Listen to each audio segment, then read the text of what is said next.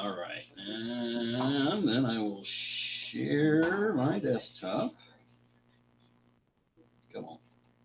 Share. God damn it, you stupid things. Go in there. Steve, please tell me you didn't start the recording yet. Possibly I did. That is the opening for this meeting's recording right there. Wow. Lovely. Wow. Oh my gosh. Okay, let's see here. So you guys should be seeing my opening screen there, I hope. Because I am seeing it, so I'm going to all right. Well, welcome everybody to the let's see, what month is this? Oh, this is August. The August meeting of the Seattle Robotics Society, and ignore what you heard earlier because I have no idea what that was or what the context of that was, and I don't want to know. So, moving on. This is kind of the typical agenda that we follow, and those of you who join us regularly are aware, and so we'll kind of cruise through this thing. We'll take a mid-meeting break. We'll see how long makes sense at that time. Usually no more than 10 minutes, maybe a little less, and then we will start our presenter. And let's see if your mic is. Let's see. I'm seeing. Looks like Lloyd. Maybe you might mute yourself there. If you're not actively sharing, please mute your microphone so that we don't get unintended comments and unintended background noises like dogs barking and children screaming and people crashing through windows and stuff like that happening. Although that could be very entertaining to have on the video, but we would rather keep the meeting somewhat, at least somewhat sane and normal. Let's see, be sure you don't share any proprietary information or do anything of that sort that you don't want on the internet, because we do go on our public YouTube channel, the videos. So whatever you say here will be out there for the whole world. So let's see. Okay, yeah, and so Lloyd or Chaz or myself or possibly Donna will host these meetings, and so you'll see at least one of our happy faces here. Hopefully, all of us, but not always.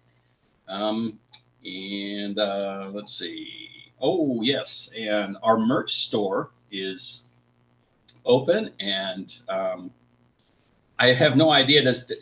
Lloyd, is there any kind of data that shows what's happening as far as people ordering stuff on there? Do you know? Yeah, we've sold a few things. Tends to happen right before our Robothon events. So since we're here, I'll give it a quick plug. Sure. We're having a Robothon event in October. So, if you want to show up wearing a T-shirt or something, that'd be great. And we'll have more information on that later, so you don't have to share the details of that right now. But the merch store itself, go ahead and share a little bit about that. Yeah, so basically what this is, you can just go to the redbubble.com. You can order pretty much anything you want. We've got about 5 or 6 different pieces of artwork up there from past Robothons and past T-shirts and just some general artwork we had laying around. We'll probably add a new one every year or so, so we're probably due to put a new one up.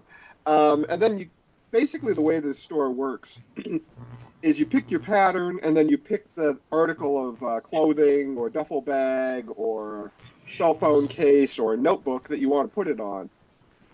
And so there's a lot, it's actually pretty easy to generate a lot of different things, right? So in the past, we've just done like T-shirts, we've talked about doing hats. But if you go up to the store, there's everything from T-shirts to cups to mugs to hats to cell phone cases to bags to notebooks. I think we got a mouse pad in there. There's stickers. If there's something you want and you don't see it, let us know. We can probably do it. We refrained from turning on things like shower curtains. But if somebody really wants a SRS shower curtain, we could totally make that happen. Um, you know, cooking aprons, you name it, it's most of it's there. So you know, if you go on there and what you want you don't see, let us know. We might be able to just click a button and make it happen. So we tried to keep it to things people would actually have a chance of wanting. So yeah. Do you know, are the logos, is there a limit on the number of colors and things like that, or Doesn't seem to be. It looks like their process is a 3-color printing process, or actually, excuse me, a 4-color printing process. So the 3 in black. And as far as I can tell, it just affects the price. So if we put more, more colors on there, the price goes up. Oh yeah. Can you see my shirt there? This was in 1999, and this was a super cool multicolor. What is that? Vitruvius Man? No, the Moses and God on the Sistine Chapel extending their hands toward each other, and you have the robotic hand on the one side and the human hand on the other. But the multicolor of this thing was just fabulous. I mean, it was one of the coolest T-shirt logos we've ever had. And I know people have seen this shirt when I worn it and go, where can I get one of those? And it's like, well, it's kind of a one of a kind, But, yeah, Steve, if you've got the artwork for that, send it to me and we'll see if we can get it up there if you want to. I might just have to try to take a nice picture of it. Maybe that's what I'll just lay it that out might work. and see if I can take a good high quality picture of it and send it to you. And then we could massage it from there. We should look at since we're talking about it, we should look into this a little more too, because it just occurred to me, this might their printing technology might actually be an inkjet printer, and at that point, color doesn't matter, right? Yeah. So I would venture that it would probably be a little more expensive than just a standard, 1, 2, 3 color, but still, it's an awfully cool logo. So yeah, no, get it over to me, and we'll we'll see what we can do. They do have some pretty strict requirements on the quality of artwork. Okay. So we might have to do something like take it and rejig it or run it through an AI and clean it up or something. I don't know. Yeah. We'll figure it out when we get there. But yeah, we can basically, if there's something somebody wants or somebody has cool artwork, it's like, hey, I really want a SRS shirt that looks like this, let us know. Because this is, they're a little more spendy than what we've done in the past, but the advantage is they're print on demand, right? Mm-hmm. So we don't have to maintain stock. We can do one-offs. We can do a whole bunch of different stuff. So cool. All right. Thanks, Lloyd. Let's see. So okay. I guess that's still technically still a launch, I guess. Although these meetings have been going on now for I think March or April when they started up. And Donna Smith has been hosting them, and they typically happen. Well, I've got last Saturday, so I'm not certain. It's either fourth Saturday or last Saturday. I think this is actually this might be a 5 Saturday month, if I'm not mistaken. So it's possible it could be next. It's the last Saturday of the month. Last Saturday, and doggone it, wouldn't you know it? I forgot to update. This should have an August date in it too, of course. And so, okay. Use your imaginations. Imagine that it says Saturday, August, whatever the last day is. It 31? Let's see, 16, 23, no, 30th, right? August 30th. Is that right? Yeah. Imagine that's what that slide says, and then burn that into your memory. Don't remember the date from last month. So anyway, these I have attended a few of them. The current activity is converting your essentially off the shelf RC model cars to be operated by an Arduino. So the sort of figuring out whether you want to be able to remote control it and use the Arduino as a kind of an in-between, or if you want the car to be completely autonomous only, and so you're going to remove all remote control options and just have the car be controlled by the Arduino processor, and so the goal is to work through the development of the interface, the hardware interface at this point, choosing what you want the car to be able to do, and then implementing some basic conversions of the existing electronics in the car, reusing maybe some of it, maybe very little of it, depending on how you decide to do it. And so that's currently the project that's happening. I'm very surprised I didn't get around to fixing that. I usually do that. I usually go through these things right away. So, okay, now we can get on to more about Robothon. So I'm going to hand this one over to Lloyd, and he can give us the latest update. I know you had a meeting last night. I'm sorry I missed it. Yep, no worries. So yeah, our next event is going to be October 4th it's actually not Sunny Ridge, it's Sunnycrest. Sunnycrest. Yep, Sunnycrest Elementary School. The Robothon site is correct. So if you go over to robothon.org, which I hope the QR code takes you there. Now we're getting an edit. Anyway, so the event will be on the 4th. This is Sunnycrest Elementary School. This is the one in Federal Way, not the one up north by Everett. We found out earlier this year, there's 2 Sunnycrests running around. One in Federal Way, one up by Everett. This is the one in Federal Way. The event will start at 9 a.m. with check-in and qualification. And will run to 4 p.m. It's pretty much, it's an outdoor event, so we'll see how the weather goes. We do have a covered area. So this is the event where we do basically our outdoor event, right? So earlier in the year, we do the field house, and that's all indoor events. This one's for the outdoor events like Robo Magellan. We're also going to have Build Challenge 1 and 2. Robo Magellan, as I mentioned, will do line following and mini sumo. So basically, starting at 9:30, about every hour, there's an event running. And then 11:30 to 12, we'll take a break for lunch. And yeah, so come on out and bring your SRS t-shirts from above, and yeah, we'll have some fun with robots. The website is fully up.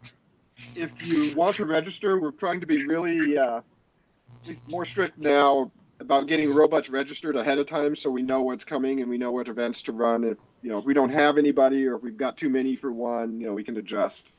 So if you've got a robot you want to run, please get over to the website and get it registered as soon as possible. If you're not running a robot, just show up. Just pop over. You're welcome to come for the whole day, part of the day. It's a free event. We'll probably have a few snacks running around.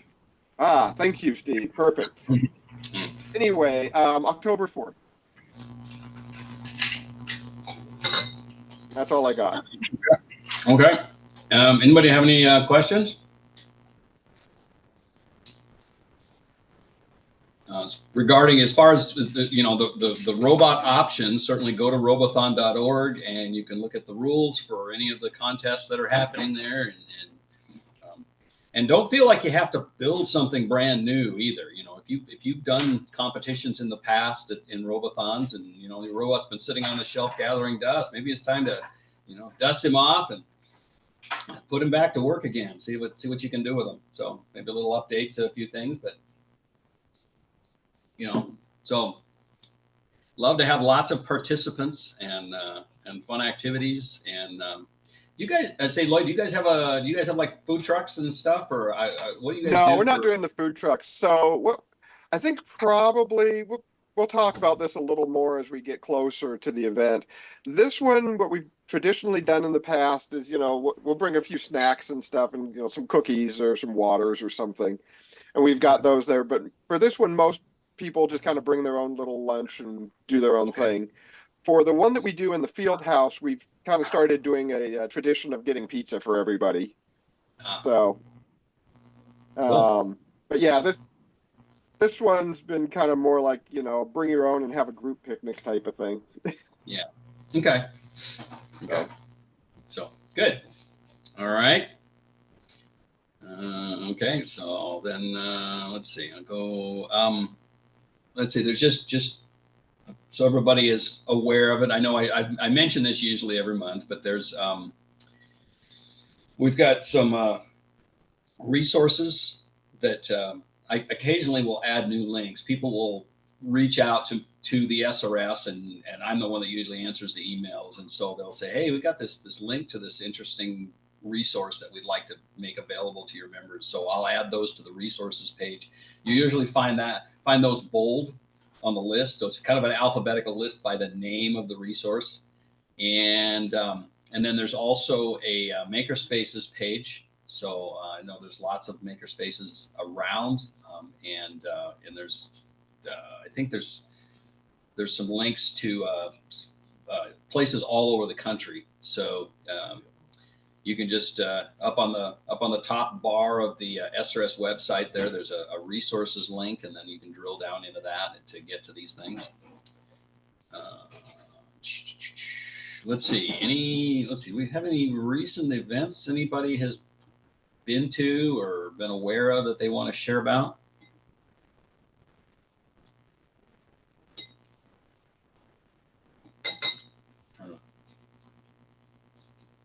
Trying to think about. Can't think of anything that I usually try to, when I happen to run upon things. Yeah, I've got one I could mention, Steve. Yeah. If it's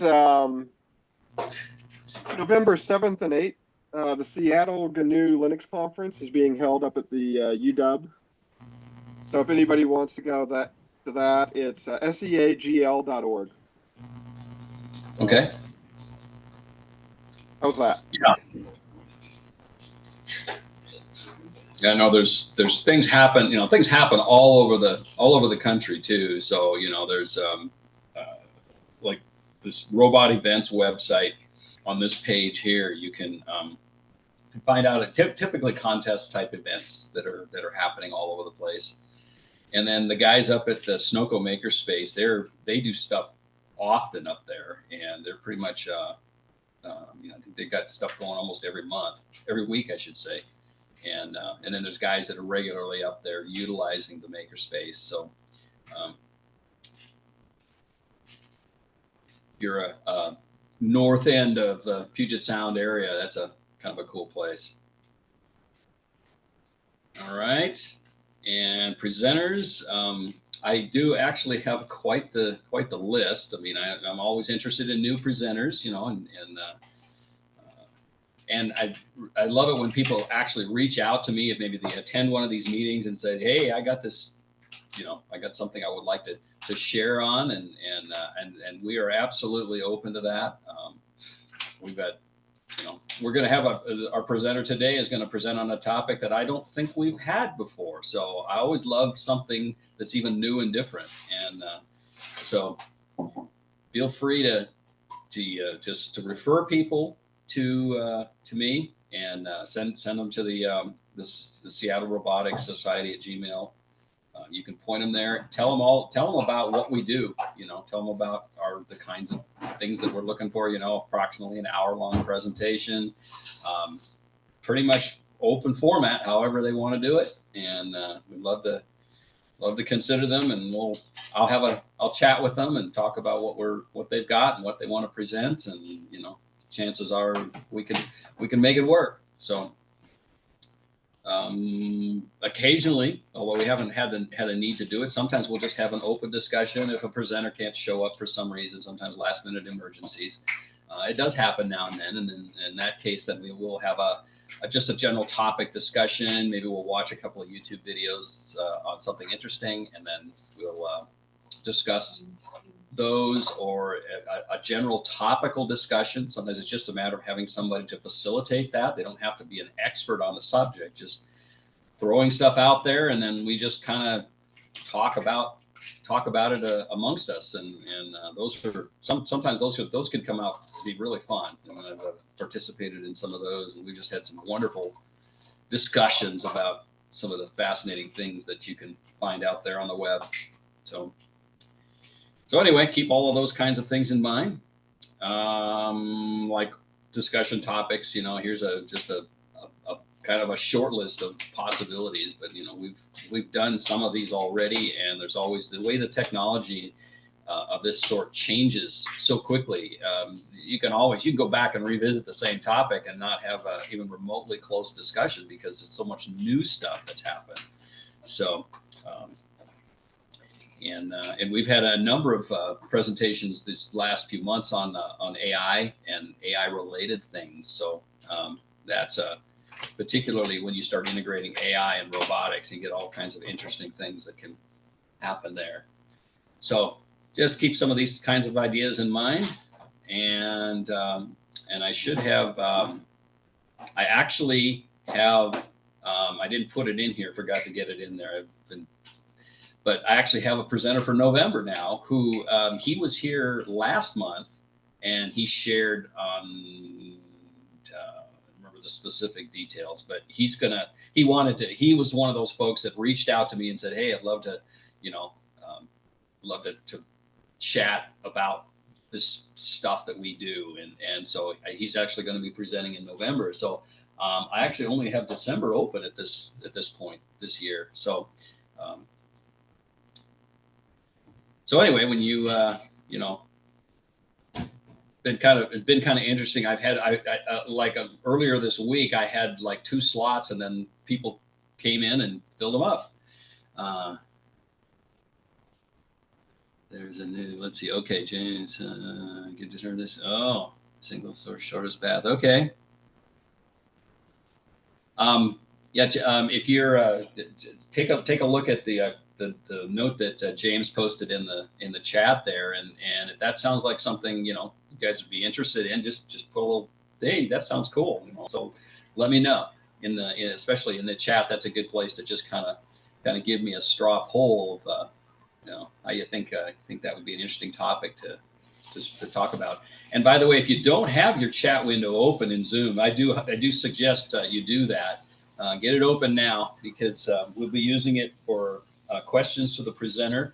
And it's just also a good place for you to ask general questions. And when there's links and references and things like that, be able to throw that out there. And then that gets included in the post that I do at the after the meeting. So, oh yeah, thanks, Lloyd. Yeah.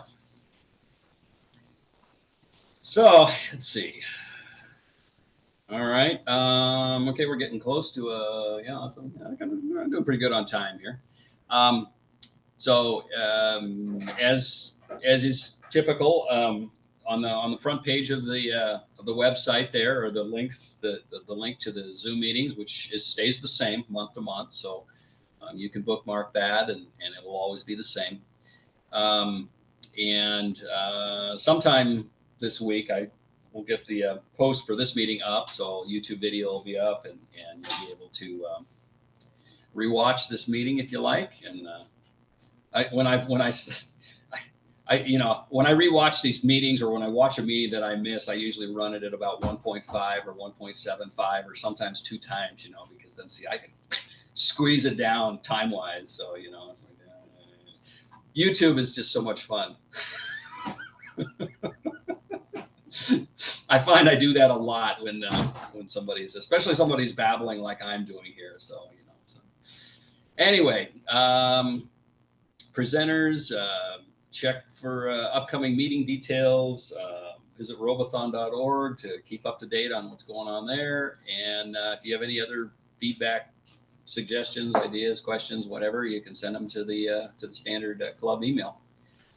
All right.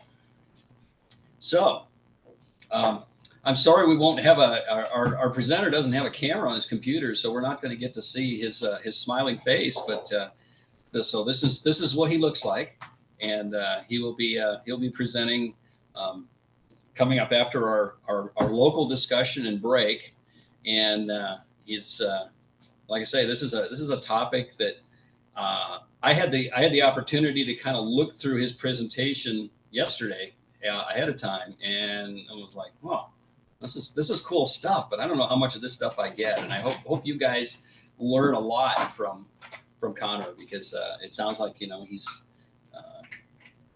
he knows a lot about this stuff. He doesn't claim to know everything, but he's seems like he's a pretty sharp guy, and I'm looking forward to what he has to share with us.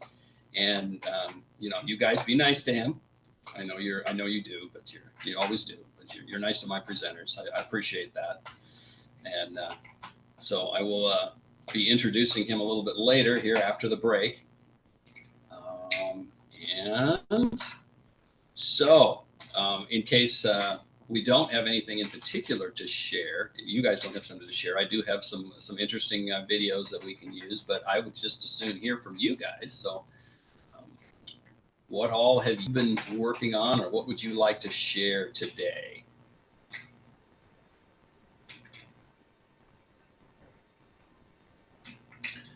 Okay, I waited several seconds. I want credit for that. I could see you were unmuted, and it was like, I bet James has got something. Go ahead, James. I just want to say I really appreciated you bringing up the topic of sort of like, economic issues and ethics and like AI danger and all that kind of stuff as it relates to robots. I've spent a lot of time on that, and I think it's kind of something that people don't want to think about or hear about. But I did post a link to the presentation that I give on that topic, and I just wanted to invite people to take a look at that and really spend a little bit of time thinking about it. It's one of those kind of things where a lot of it seems bad, but there is some hope in it, and the more that we actually look into it, the better the chances are that it will turn out well instead of turning out badly, right? Like the more eyes that you get on the problem, the more likely it is that the problem will have a positive solution as opposed to a negative solution. So that document is primarily talking at economic stuff in the first half, rapid automation versus human worth. And then the second half of it is all about AI safety, which is, I think, super, super critical and important. And anyway, I just recommend people take a look at that. I know it's not really robotics, and it's not fun necessarily, but it's important, and I hope we look into it. Well, it's like, okay, so when I was in engineering school, one of the courses that we had was about ethics in engineering. And as a very non-technical topic, as an engineer, I like, give me the technical stuff, the math, the problem solving, all this kind of stuff. And this is a lot of almost kind of touchy-feely kinds of things related to engineering and how it affects people, how the decisions that an engineer makes when they design something and then that product gets put to use out there in the real world, the considerations that you have to make as to how hard do you work to make it as safe as possible? How hard do you work to make it safe and economical? And the balance that you have to strike between the different aspects of it, it turns out it's actually very challenging. I mean, as many of you know, I worked for Boeing for 35 years, and we of course build steel tubes that fly 7 miles up in the sky filled with people. And what could possibly go wrong with that? And the reality is that you cannot absolutely guarantee that one of those steel tubes isn't going to fall out of the sky. As much as we do everything we can, we make, we test things, we imagine scenarios, and then try to design solutions, design things that will prevent, bad things from happening. And we try really, really hard to make the best possible product we can. But, if you look at the asymptotic curve of safety versus cost, of course, what you'll find is that you can spend an infinite amount of money trying to achieve absolute safety, but you create a product that is unaffordable by anybody, So at some point you have to say, well, this margin is good enough, and then you move on. And it's the big question is, of course, where do you draw that line? Because realistically, you do have to draw a line somewhere and then say, okay, you know, this is good enough. It's not perfect, but it's as good as we can do it within the parameters, the design parameters we have of cost, of complexity, of what what is manufacturable, things of that sort. So I think there's a lot of the other reason why I think people will enjoy looking into this is that there's a lot of surprising information. People think that things are one way, but when you actually look into it a little bit deeper, you find out it's really very different. One of the things that's been absolutely amazing to me is the number of robots that have been installed in China. China installs literally 10 to 15 times more robots than any other country. So, you know, people think that like jobs were outsourced to China. Well, yeah, I mean, they were, but they weren't outsourced to Chinese people. They're being outsourced to Chinese robots, right? So that, you know, I was very surprised by that. And it's funny too, because, you know, I've heard interviews with, you know, owners of Chinese companies or managers of Chinese companies who are talking about how, oh yeah, it's very important that we invest in robots because the Chinese workers, you know, they cost so much money. It's so expensive to hire a Chinese person. These are, you know, these are people that are making $2 an hour, and the managers are complaining because they used to make 2 cents an hour, right? So it's yeah. it's really surprising and really interesting. But seriously, the number of robots in China is absolutely mind blowing. And then the other one that was really interesting to me was the jobs that are gained or lost as the economy changes. It turns out that we've gained a lot of jobs for humans in the very low pay areas because it's not cost effective to automate that job away, right?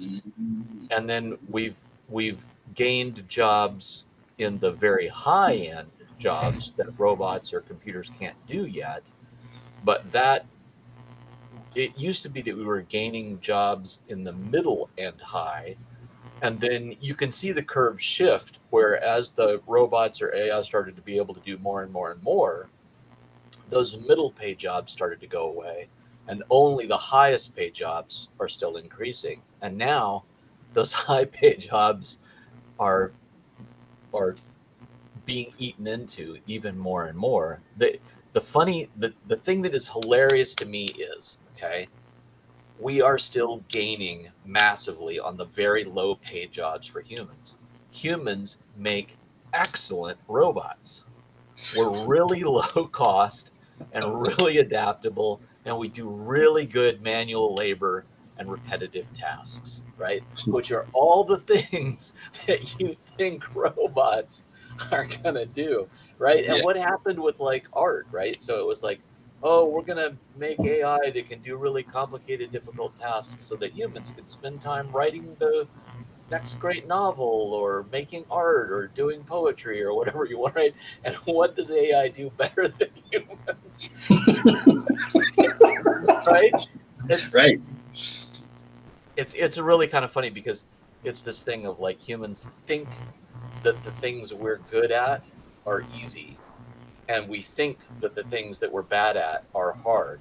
And quite often it's exactly the opposite. The things that we are doing uh, that we're really, really good at are incredibly hard to do.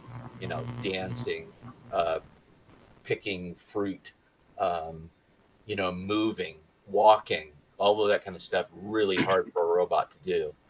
Um, Whereas all the stuff that we think is really hard, like math, you know, turns out that's super easy to do. So it's been very surprising. And I think the more you look into it, the more you'll be like amazed and like, wow, I hadn't thought of that. It's very interesting. Wow. Interesting. Cool.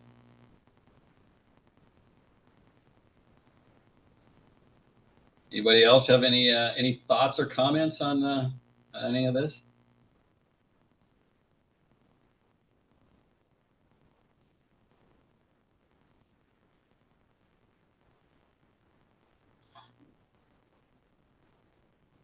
Okay.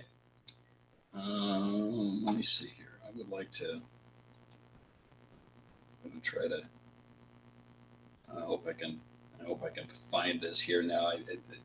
This was just a kind of a funny little YouTube short that I came across. That was just it cracked me up, having to do with the way programmers design an interface and the way that the users actually respond to the interface. So give me just a moment here. I'm gonna bring this up. And let's see here, get to the right account.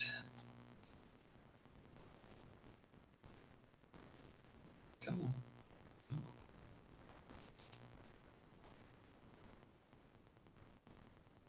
Yeah, sorry.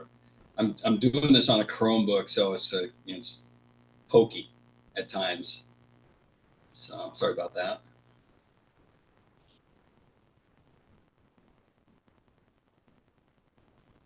Come on. You can do it. You can do it. A little swirly thing just sits there.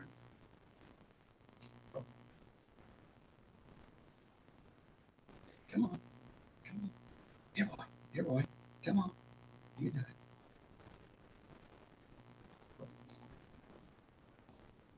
Let's see here. Oops. Nope. Not that one. Okay, let's see.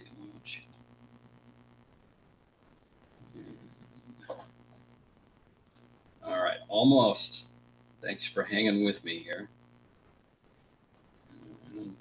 This will take a. Steve, what is YS in your list here? Okay, sorry about that. It wasn't responding to my clicking to say stop. I want to need to share it with you guys. Hello. Come on. Okay. All right. So now, let's see here. Get back to the meeting.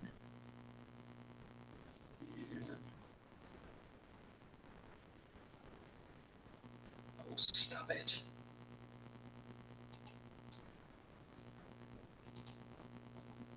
All right. I'm getting there. I'm actually getting there.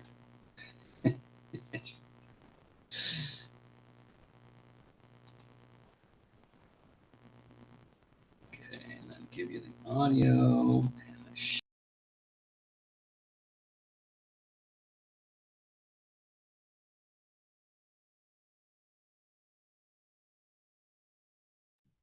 Not getting any sound yet. I love this video. I've seen this. It's fun.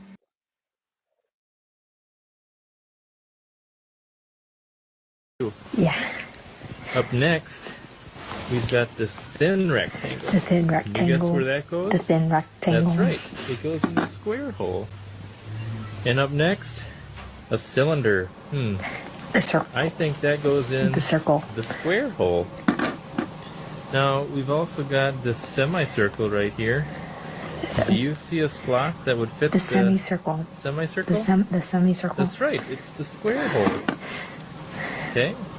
Up next, the triangle. We know what hole that goes The into, triangle. right? Triangle. That's right. The square hole. And up next, we have the arch. The arch. The And arch. you guessed it. The arch. It goes in the square hole. God. This is a square. Can you guess which spot that goes The in? square. That's right. It goes in the square hole. Yes. Okay. And how about this rectangle? That one, Also the square. that goes in there too. Yeah. Up next, we've got this thin rectangle. The thin Can you guess rectangle. where that goes? The thin rectangle. That's right. It goes in the square hole.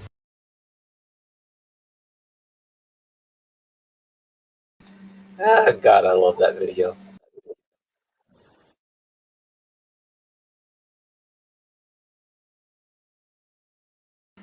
You're muted, Steve.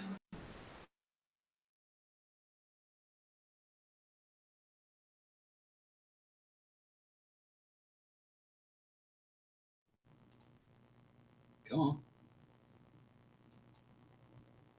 Okay, we have to take up a collection and get Steve a real computer. Can you hear me now? Yeah, I can hear you.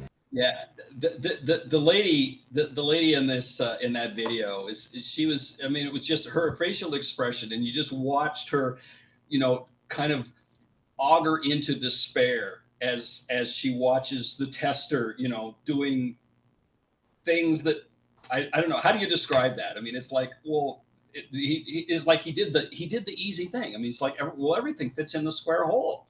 And he just kept putting everything in the square hole, even though there was like supposedly these other logical places for things to go. But he didn't do the logical thing. He just did what was easy.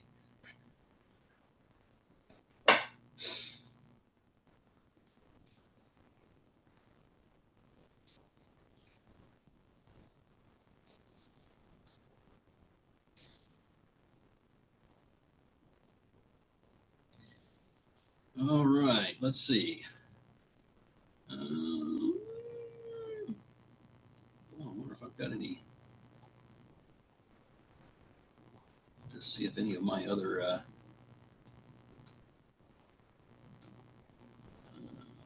Let's see.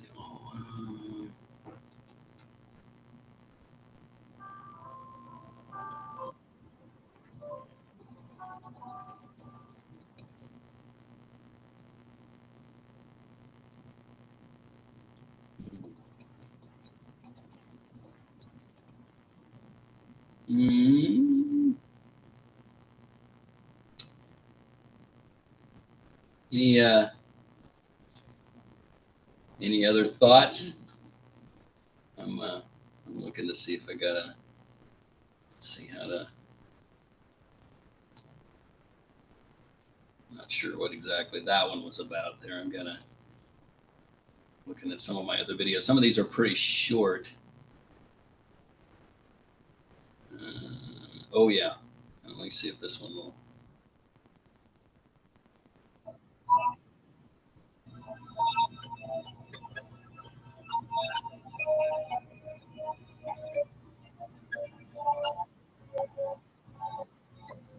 Okay.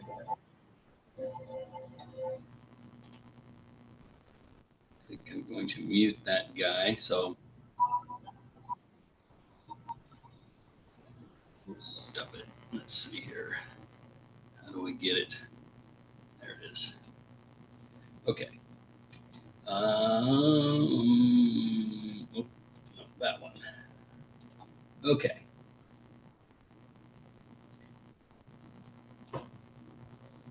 So some of you, and I'm sure some of you guys have probably seen this video. There's nothing to see for sound, or nothing to hear for the sound. But is this, anybody have any idea? Is this looks like something fake?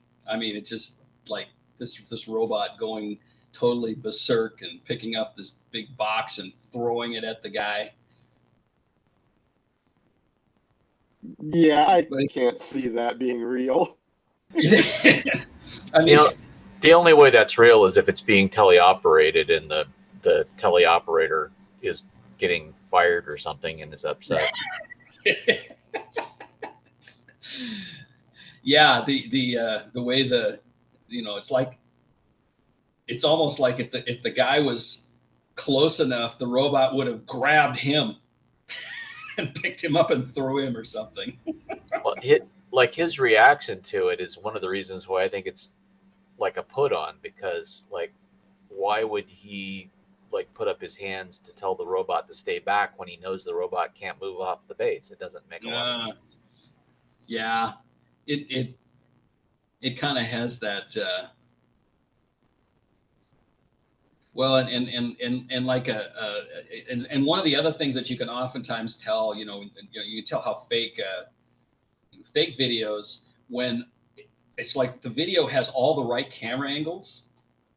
There's cameras in the right places to capture all kinds of things, and it's like, well, wait a second. If this was just some sort of a random event caught on a security camera, now it's possible to digitally zoom around a larger video image, and it looks like that's kind of what they're doing, because I'm seeing Yeah, so it looks like in this particular video, there's a screen that's being recorded by somebody else. You know, they've either got either a camera or a cell phone or something, but you can see the timestamp, date stamp up at the top of the screen moves around. So they're kind of focusing on the action on this screen, which looks like it has a fairly big picture of this factory floor. But then, you know, you're looking at this thing going, well, wait a second, and you know, could the robot have actually thrown that box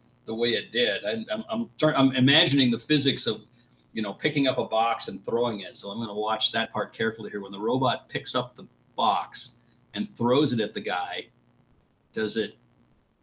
Okay, so he swings it. Yeah. Okay. So okay, I could see how he could, but anyway, it looks, you know, the way the robot smashes the conveyor belt, that's sort of funny. You know, bang, he sits there and all these sparks fly. And then the guy, yeah, it's an amusing video, and it kind of has that feel of like, okay, this doesn't look real. I'm going to call this one fake. I would be interested to know how they designed their UI if it is fake, because it looks like it has a VHS overlay of some kind with the date and time on it. Mm-hmm. But if it is real, what system has that overlay? Yeah. I don't think any of them. That's a very good point, Connor. Yeah, that's another thing that makes me feel like it's not real. Yeah. Have you guys seen the video of one of the humanoid robots apparently suffering a catastrophic failure at the edge of a crowd, and all of its joints go into oscillation at once? I was looking for that because I thought it would be fun to watch, but we're seeing more of these as the robots become, you know, the humanoid robots are being used around people and in crowds and stuff like that. Mm-hmm. And every once in a while, you know, there's going to be an electrical failure, and then you get the same. What reminded me of that was it's the same headline, you know, robot attacks woman, blah blah blah, right? And I mean, it's, you know, just a robot having a control failure. And was that the one where he fell backwards and then started freaking out? yeah, exactly. It's like looks like there's a parade going by, a bunch of people, or like a bunch of people are walking past with this robot, and then it like suddenly falls over on its back and just starts spasming. If it's the one I think of, it's that looked like they just didn't train for like falling over. Like they had no response, and not even like, hey, if you detect falling over, turn off motors. Like it was like, oh, that one happened, it'll be fine. It's the go limp response wasn't in there. Mm-hmm. Yeah. Yeah, and it seems like you know, the interaction of robots and people. Well, you can, you know, you wonder sometimes, you know, are the people there are people out there that they don't want to see that happening, so they want people to be scared of what robots might do. So you put these videos out there showing robots going berserk and hurting people all around them, everything like that, so that people are terrified of the robots.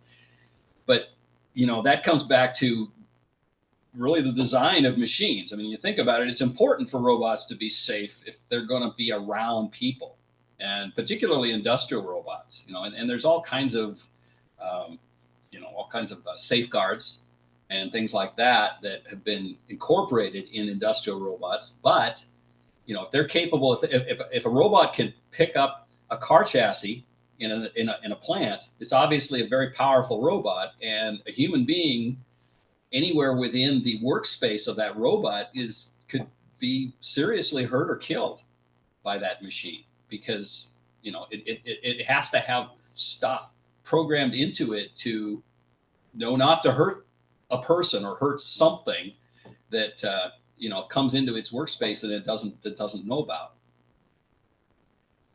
A little bit like when you know, people go to Yellowstone and want to get a selfie with the buffalo. You know, maybe you've seen videos of some of the crazy things that have happened to people that, you know, they go up there and want to pet the nice big gigantic doggy, you know, and it's like, buffaloes aren't programmed to function safely around people. You know, they don't care, and they're going to respond how they respond.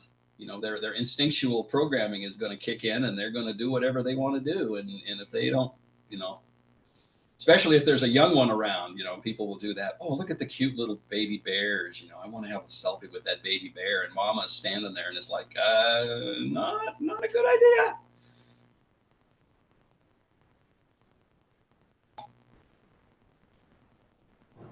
And to my mind, it was fascinating that it's like with a walking bipedal robot, if it falls over, I mean, it's going to fall over. This is not like a surprising turn of development, you know. Like it's like, well, what's the most likely thing for it to do? And they hadn't even coded that in to be like, hey, I mean, even the soccer robots, they had a hard coded. I remember watching one soccer robot session league where they had a hard coded get up algorithm because they're like, that's going to happen. And like the fact that these people had this walking in the parade, that were like humans around it, and not even be like, do we need a safety stop? Nah, it's fine. Right. Well, you know, some of you have worked with in the first competitions and with robots that are you know, bigger, but even with little guys, I think I don't know if Lloyd, if you remember or not, when you get into the 3 kilogram sumo class, you have to have some kind of a safety, a safety disconnect built into your robot so that you can, because robots of that size can, you know, I mean, we had some that were incredibly powerful and incredibly fast, and if one of those things gets out of gets out of control, it could hurt. I mean, those things will.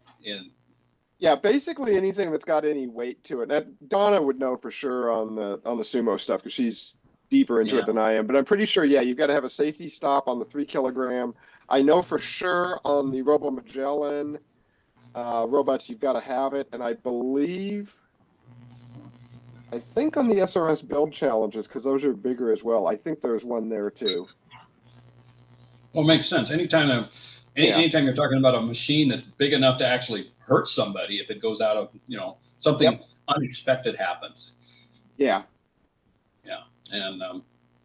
And I think, I believe with the combat robots, that's a pretty standard thing too, especially since they'll have, you know, saw blades, hammers, and other things.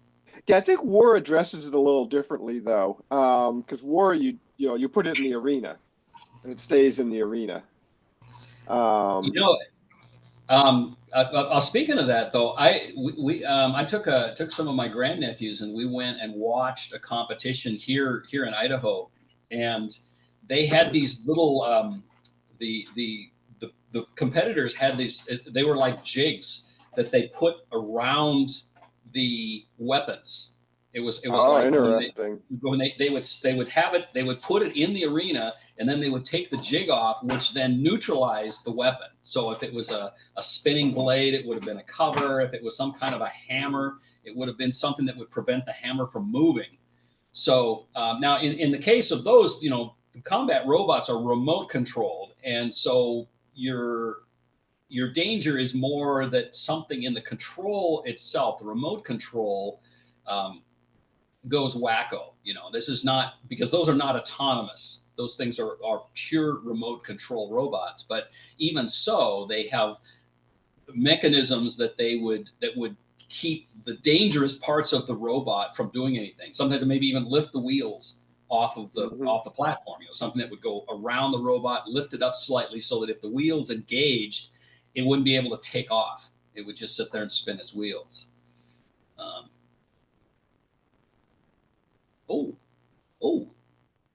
I'm seeing a comment here from please, James, go ahead and and share about that. So yeah, I guess I already did plug it. So what it's better to ask forgiveness than to ask permission. You're forgiven.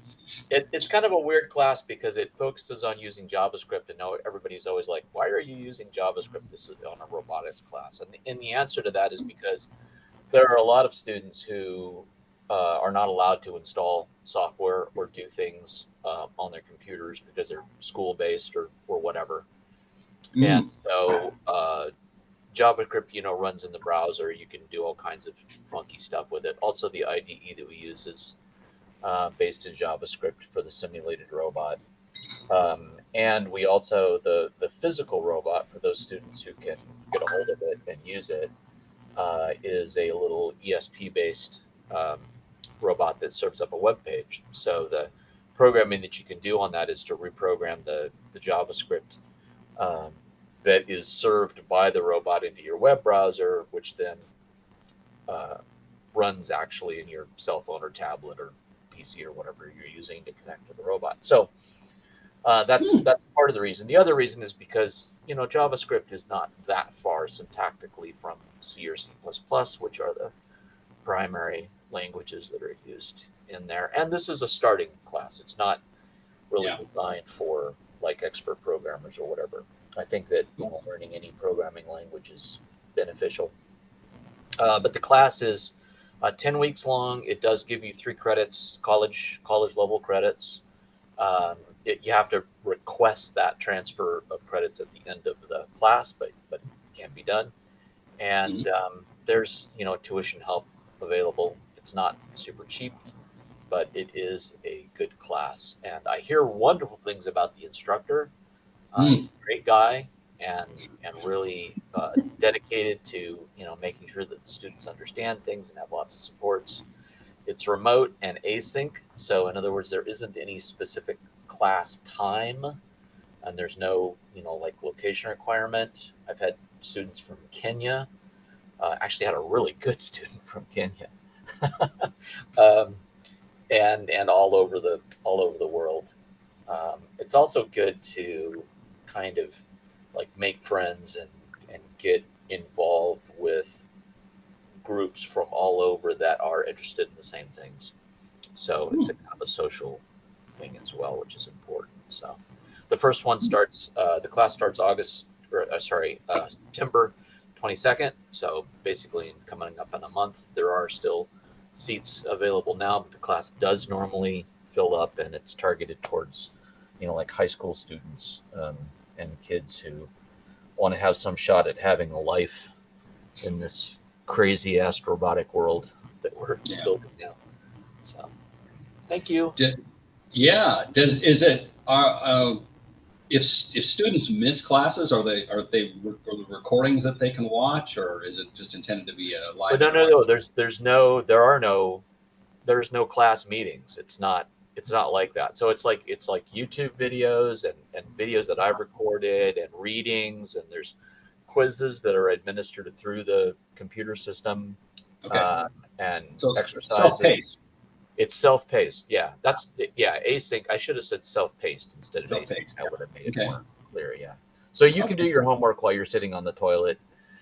Goodness knows, I certainly never grade homework while I'm so inappropriately disposed. But it's nice because I can teach the class like in between doing other things. Like whenever I have time, I respond. So. Cool. Hey, James, the robot that you use for that class, that's a commercially available kit. Is that right? Yeah, there's a well, so first off, it's based on the ESP8266 or ESP32. There's versions of the code for each one. I actually really like the 8266 better. It just works. The 32 is, I don't know, it just seems buggy. But yeah, so you can buy a Node MCU from anywhere and pretty easily build up the robot on like a little whiteboard or something. But there is actually a pre-built kit if you want to avoid doing any like soldering or electronics type thinking. There is a pre-built kit from a company called Adacore that saw the robot that we built, and they made this little custom PCB, which is very nice. They preload it with an old version of the firmware. I can't get them to update the firmware for whatever reason. And they sell it with a little body and the 2 continuous rotation servos and a battery pack and everything that you need. You just basically put the wires together, hot glue it into the little cardboard body, and away you go. You have a little remote control robot that you can do a little bit of programming with. And then there's a firmware upgrade that we walk you through doing as a part of the class that allows you to do a lot more, like being able to edit the files on the robot from a tablet or from your PC, and then over the Wi-Fi connection. And then that allows you to write code that then runs in your tablet when you hit the web page on the robot. It's really kind of an interesting paradigm where you can do all kinds of fun stuff. And then there's a little bit of room for expansion. You can add another control, another servo to it if you want to. You can add a ping sensor. You can, do all kinds of stuff going forward. And that's a big part of the class, is like trying to provide a starting point in a lot of different directions, right? The class goes over all kinds of things, AI and electronics and programming and all kinds of stuff. There's a whole it teaches the JavaScript language as well. So you can go off and do web stuff after you take the class. You can go off and do more electronics after you take the class. You can go off and do more like machine learning stuff after you take the class, and so on and so forth. Cool. And as usual, I've talked way too much. I think Matthew wanted to say something. Yeah, it's okay. I can go ahead and do an intro because it's my first time here. Yeah. So I know you guys because my boss recommended I listen in on a meeting. My background is I haven't went to college, but I've been working as an electrical engineer. I recently moved to Seattle for a job offer from SpaceX on the Starlink team, but they kind of went back on it. So I'm open to PCB design, hardware engineering opportunities, and entry to mid-level. If anybody knows a guy, but totally understandable if not. I'm happy to just listen to these really fun meetings. So thank you. Okay. Yeah. Well, thanks for joining us. Sorry to hear about the whole job situation. The economy and jobs recently have been insane, so I've been hearing the same sort of thing from a lot of people, and myself included. Mm-hmm. Okay. I think I'd like to take a short break, maybe about 5 minutes here or so, and then we'll get Connor rolling. So feel free to continue to chat. I'm gonna mute myself here for the moment, and I'll be back in a. Let's see. Maybe I should put up a. Let's see. What is it? I got 11:0. I got. It's 11:05 Pacific. So let's right about 11:10 or so. Let's restart things.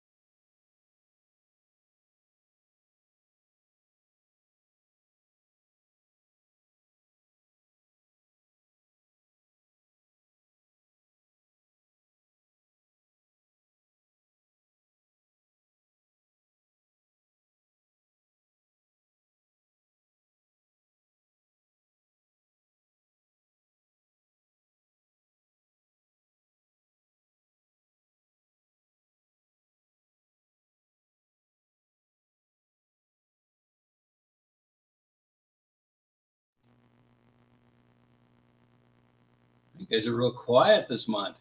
There's usually always lots of interesting discussions going on in between.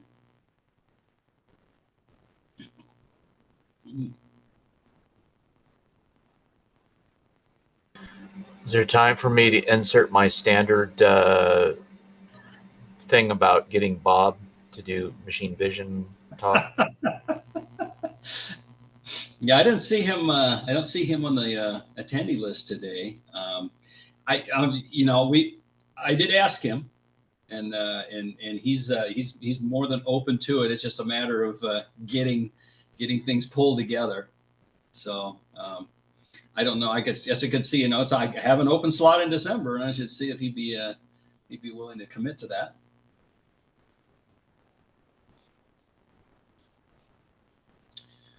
We'll reach out to him again here. Let's see what. All right.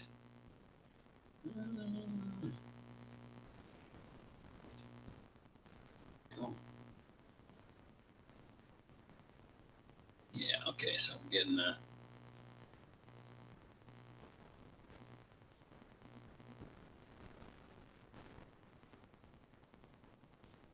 All right.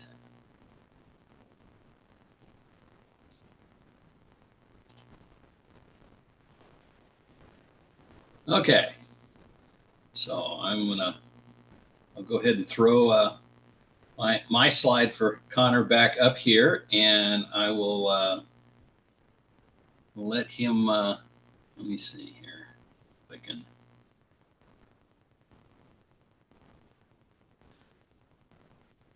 I believe you have your own self-introduction in your slide deck. So I'm going to just let Connor go ahead and take the ball here, and he can start sharing his screen, and we'll hear about cryptography in the Internet of Things space and whatever else he wishes to share with us. Take it away, Connor. All righty then. Can you see my screen? Yep. Excellent. So, good morning, if such a concept could ever exist. My name is Connor, and I will be talking about IoT cryptography. I do have the chat open. I can read your messages, but just in case. All right. This presentation will mostly be a discussion of the place of cryptographic protocols in the greater IoT space, mistakes in approaching IoT security in general, and one, we'll say, loosely defined approach to how people should be approaching this type of problem. IoT cryptography is just regular cryptography with arbitrary constraints. So knowing what your constraints are and selecting existing solutions to fit them is the name of the game. I wanted to make this an in-depth presentation about everything I've learned from college courses, DEF CON training, years of being a jobber, and general weekend curiosity. However, it is quite difficult to narrow that all down to a single digestible presentation while still being actionable information. As such, I will be presenting current news, a hybrid of conceptual and historical examples of good and bad cryptography, and then we'll talk through the thought process of setting up a device from a cryptographic perspective. I have a major in computing security, and my focus was in malware reverse engineering. But nowadays, I mostly just develop defensive tools for OSI layers like 2 through 7, 4 maybe. Before I got sucked into security, I spent a majority of my time in various robotics clubs making things like the images on the right. And in the center of the page is a receiver for a project I worked on for some random hackathon to detect if my laundry machine was done. This is all to say that I do know some things, but even after all of this time, I am still learning how much I don't know. Lastly on this list is something that many people I speak with seem to have experienced, that being the experience of never fully being able to secure anything. as the more you understand about how something is secured, the more the cracks show in your security. And to complicate things, you see a bunch of stuff on the news about how people with way more time and resources just got hacked. Hopefully, this presentation will help people feel more confident that even a little bit of security goes a long way. And even if you will never make a perfectly secure system, you can make one that is secure enough for your purposes without too much headache. My apologies. I thought I had the slide hidden. I gave ChatGPT that hand-drawn Vex robot from the previous slide, and it spat out this treasure. If you squint, this is actually a flawless recreation of the real thing, minus the parts that make it make sense. And now is as good a time as any to say that there is a lot of bot hate going around. We talked about it a little bit earlier today. But in the context of cryptography, asking LLMs questions can give you the vocabulary you need to dig deeper and sometimes get answers. But they are not perfect, and I will talk about that as it comes up.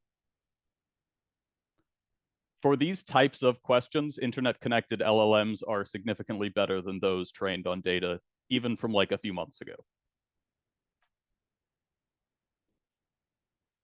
I understand that this is a robotics-focused group, and many of you will be familiar with the content to some degree. My goal is, by the end of the thought process slides, for at least most of you to think, I could do that. For those that don't learn anything from the presentation, I want the key takeaway to be that I am making this presentation because I don't see this baseline level of security in the wild as much as I would like to. Speaking of what everybody can hopefully feel confident about, my goal is to refresh people's memory of cryptographic practices, update people with new information, provide real-life examples of smooth brain activity, and demonstrate the thought process when setting up a basic IoT device.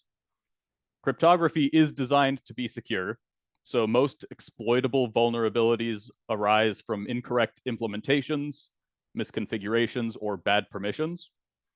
The latter is not very interesting to me personally, so most of what I will discuss will be the consequences of correctly implementing the wrong thing, incorrectly implementing the right thing, or correctly implementing only part of the right thing. Lastly, I want to shoo away the thoughts that security is unachievable. And we'll go with a metaphor here. Cryptography is much like a fight. If you don't know how to fight, showing up well prepared, for example, like in armor, will go a long way towards winning that fight. And to clarify this metaphor, the fight in this scenario pits your IoT device against a script kiddie or automated AI red team over the internet. An attacker with physical access or a nation state with more resources than you can dream of will pose threats for which you probably can't reasonably prepare.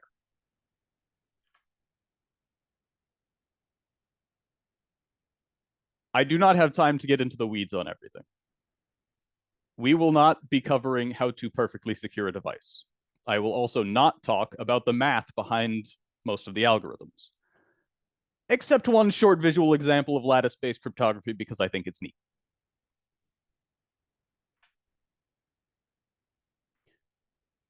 Whether it's keeping your personal data safe, avoiding paying for electricity to run someone else's code or mine someone else's Bitcoin, maintaining your network bandwidth, or not wanting to passively enable illegal activities, you should at least know the risks in this space. Keep those things in mind. The basic objectives in cryptography are those shown here.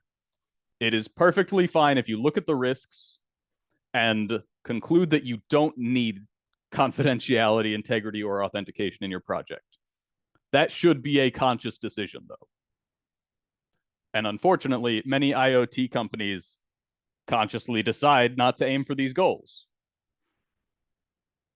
as it does take more than zero time or energy to achieve these. Granted, no one is perfect. Even the big like home assistant appliances have had big mishaps. But if you are buying pre-made IoT devices, look for brands you trust. If a security researcher uncovers something about it, verify that the company addresses those issues in an update. For example, the company TP-Link really loves inventing the wheel again, and not really updating ever.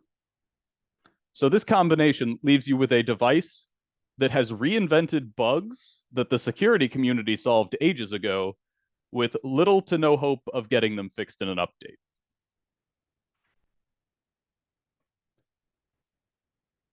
Cryptographic primitives are likely what everybody is accustomed to when they think about cryptography, and in relatively recent years, cryptography academics have seen the holes that implementing these primitives leave without the railroad tracks to keep people secure. Some examples of primitives are shown on the left to jog your memory. On the other hand, protocols are structured sets of rules regarding how to use cryptographic primitives in combination with each other for a specific goal. Those being like secure communication, authentication, digital payments. Many of these protocols have names similar to their network protocol or like the application that they're associated with, because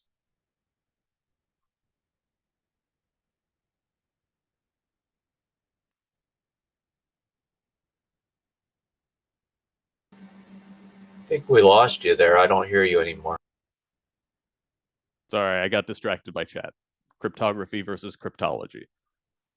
We can come back to that later. These protocols dictate the following: which primitives to use, in what order, with what inputs, and how to handle messages, keys, and errors. Much like primitives, there are exceedingly few situations where you should be coding your own protocol. As a note about AI in this space, ChatGPT and the like do not currently have a solid grasp on the difference between primitives and protocols, but they can usually answer questions about a specific primitive or protocol when asked directly. This is useful for determining what you need to plan for in a project. For example, asking, does a client using the Kerberos protocol require entropy at runtime, yields useful results in the context of embedded cryptography, but you have to know to ask that.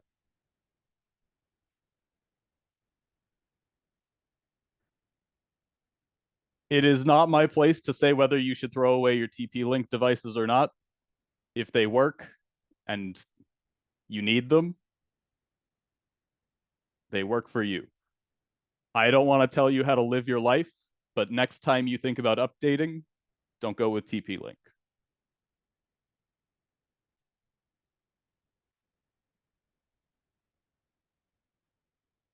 Knowledge of the use case for cryptographic primitives is important.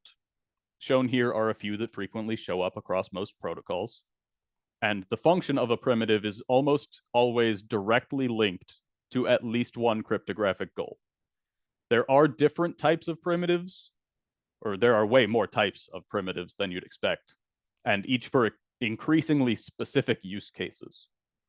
So if you are unfamiliar with any given one, Wikipedia, LLMs can give you a good enough summary in 1 or 2 sentences. If you're ever looking at a research paper, you've probably gone too far. And if you do need confidentiality, integrity, or authentication, but are limited by hardware or environmental factors like the amount of RAM on your device, this is one of those things you can consider optimizing. Not all one-way hash functions take up the same time or space. If your protocol allows it, changing your hash function could be a way to get that protocol on your device.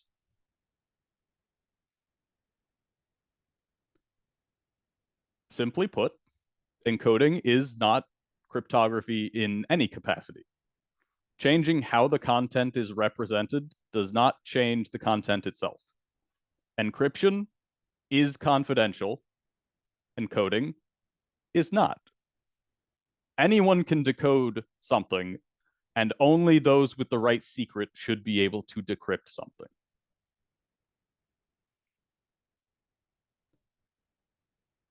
I swear all of these come together at some point, but for now, XOR is a binary operator that is reversible when the output is given one of the inputs again. This feature allows us to build a basic encryption algorithm. On the right, we have a message, on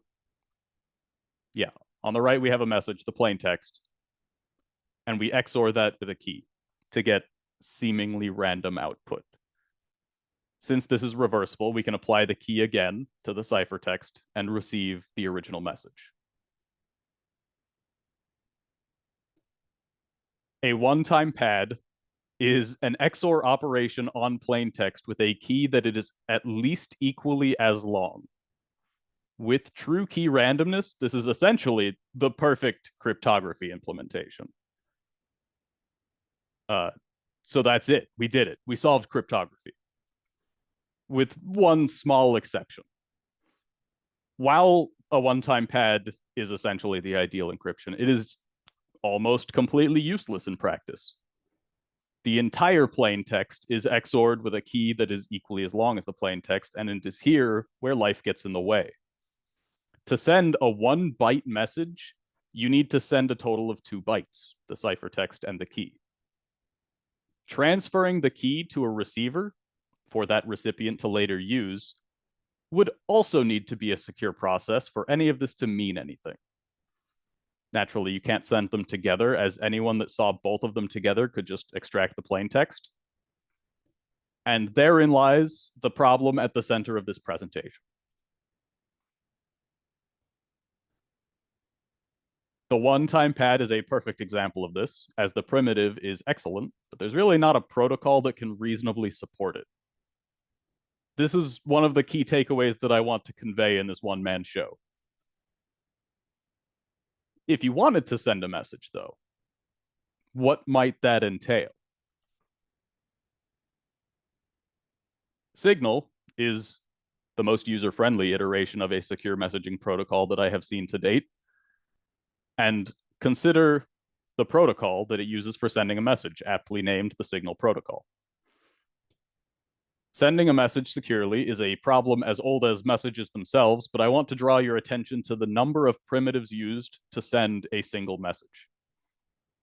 In this diagram, where primitives are color-coded, the server and client require many different operations to accomplish this one task. And each primitive is vital to the function of the system as a whole. Without any one of them, the performance, security, or availability would be greatly decreased. When you implement a protocol, when you use one, you are benefiting from the millions of man-hours that were put into the creation and validation of that protocol, on top of the millions of hours put into the primitives that constitute it. There is a place for coding your own cryptographic protocol or primitive, though, like NIST competitions for new post-quantum algorithms. But that place is notably not production. Alternatively, if you want to contribute cryptographic features to open source, learn what you can by looking at existing validated implementations, the CVEs, the common vulnerabilities and exposures that they've had in the past, and ask people questions.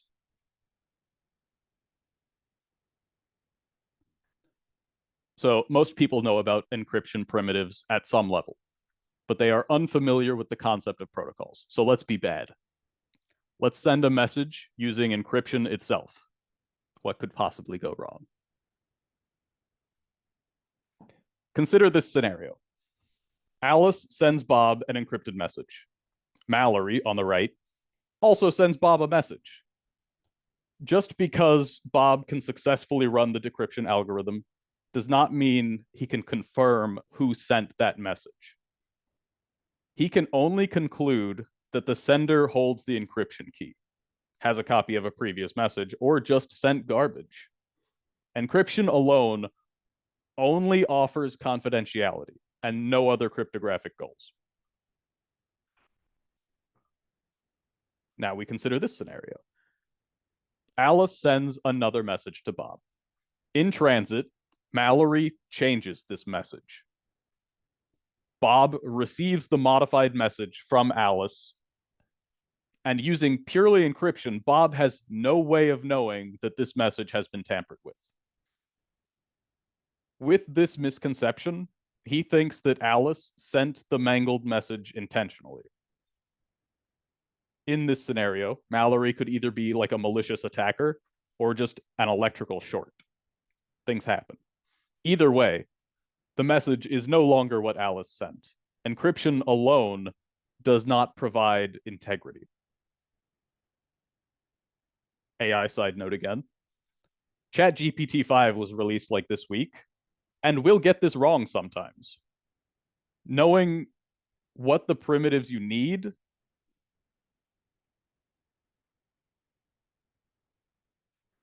let me rephrase that. Knowing what primitives you need in a protocol will help you avoid this type of hallucination from ChatGPT.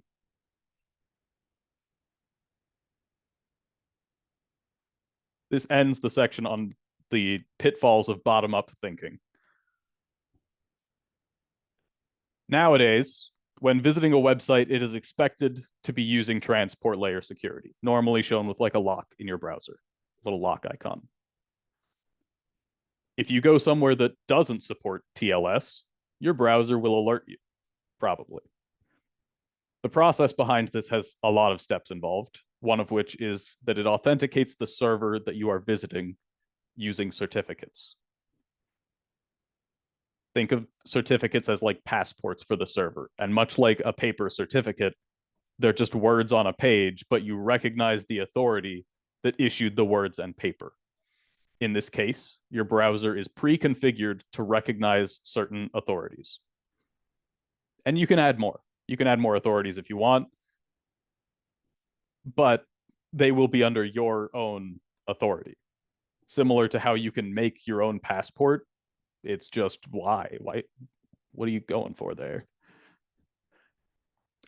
The difference is that in this situation, making your own passport can be useful as it allows your devices to recognize your own servers, and vice versa. I've seen a lot of blogs, talks, presentations, trainings, whatnot, that talk about certificates pretty abstractly, and I think that keeps people at like an arm's length away from feeling comfortable around them. So shown here, this is a certificate. It's a pretty distinct format. You may see several of these back to back in a single file as a certificate chain. And these can be decoded. Voila. It was just full of normal information the whole time. The part about certificates that gives people headaches is that they are incredibly pedantic. A single typo can invalidate the whole thing. And if it's invalidated, your browser is just going to reject the whole website in this scenario and show a security violation warning or an error message. For this specific certificate, it won't, as Let's Encrypt is an authority trusted by your browser, and your browser can confirm that Let's Encrypt agrees that the site that you are visiting is the site that you actually requested. If the file has changed in transit, the hash will be slightly different and the verification will fail. Similarly, if it was signed by a different entity, the verification would fail again, unless you recognized that authority. Now to real life. The Netgear RAX50 series routers had an exploit in their firmware update process. The user is allowed to upload their own files for firmware updates. The router would look at the file and try to determine if it was a genuine Netgear issued update or a complete sham. It did this by checking that the file included a certificate issued by Netgear. Sure. Here's the rub, though. It only checks that the issuer is Netgear by name. It did no cryptographic validation of any kind. This means that anybody that wants to can upload their own firmware and the router will apply it without question, as long as the issuer is Netgear. You can make that certificate. It's easy. To their credit, Netgear issued an update to fix this. So, if your router looks like this, update your firmware.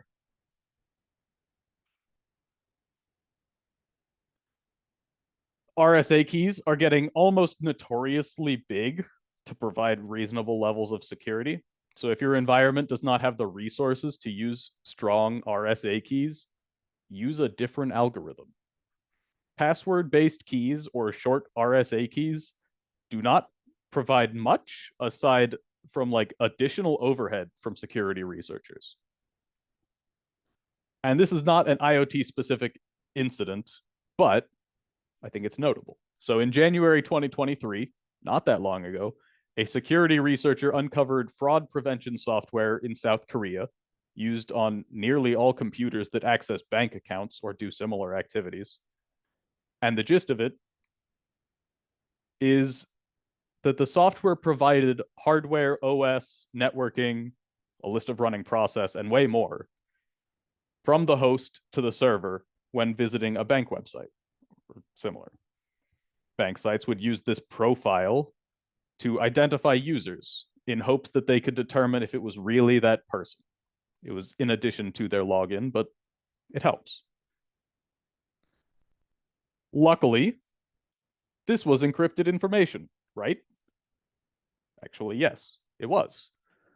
Although, it used a 320-bit RSA key. And with a key that size, it took the researcher under 3 hours to obtain the private key, running a private key guessing program on his dinky laptop. The funniest part, though, is that most RSA libraries won't even accept keys this small. Even if they had a reasonable sized key, historical CVEs from other RSA implementations could have provided another way in, since they made their own RSA algorithm. This is all just to say, if you're going to use RSA, make the key big, like 4K, 16K is better, and hope that quantum computing research gets delayed indefinitely. Alternatively, use a different algorithm. Many times, documentation for random libraries will just tell you that it shouldn't be used for secure purposes. The red screenshot is the documentation for Python's random module.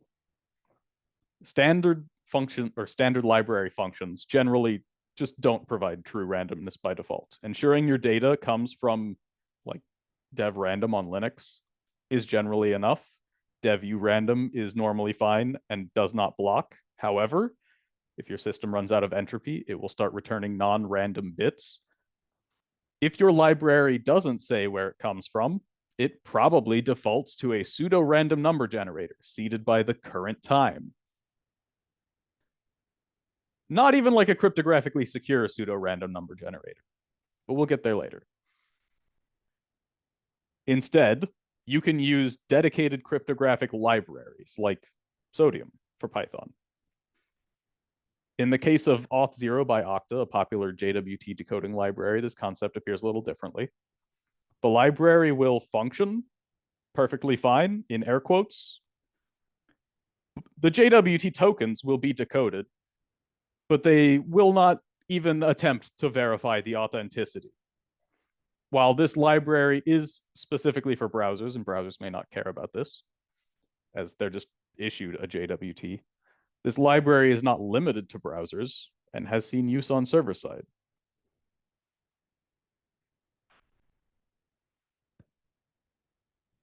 Not a new concept here, but keeping up to date is important. This also applies to layers of containers, as they will have their own libraries, modules, binaries, what have you. Many cryptographic libraries need to update when edge cases arise. For example, this is the CVE for psychic signatures, as it exists in JDK 18, disclosed in 2022. JDK 18 has been end of life for several years now and does not have a fix for this, nor will it. There are absolutely servers running right now on JDK 18. This exploit is as simple as providing both parameters for elliptic curve 0. When doing this, the elliptic curve digital signature algorithm would create an equation where both sides of the equation would be multiplied by 0 to make 0 equals 0, a technically true statement. Returning this would mean that any given signature could be valid.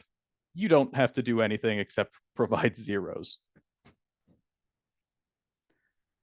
Moving on to the side of entropy. Entropy can be as complicated as you want it to be, but in this scope, it is a pool of bits that you expect to be random.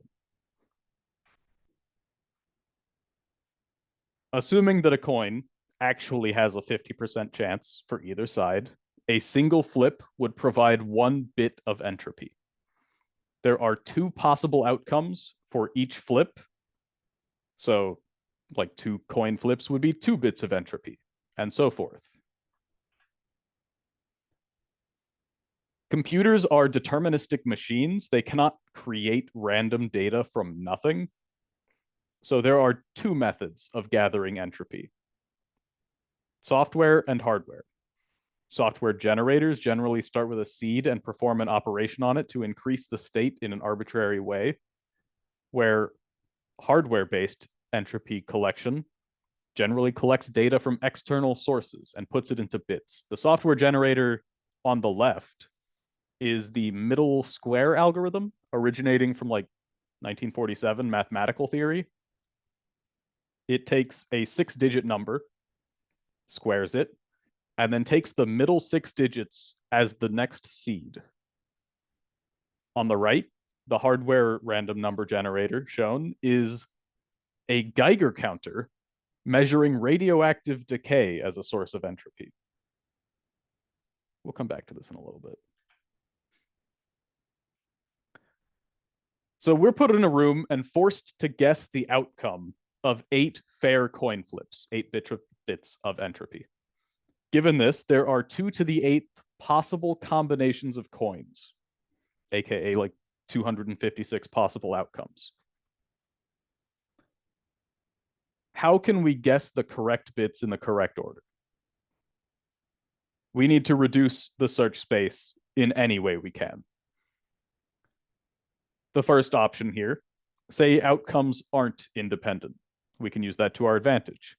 Perhaps the person throwing the coin doesn't spin it when making the toss. This means that the coin is much more likely to land on the same side consecutively.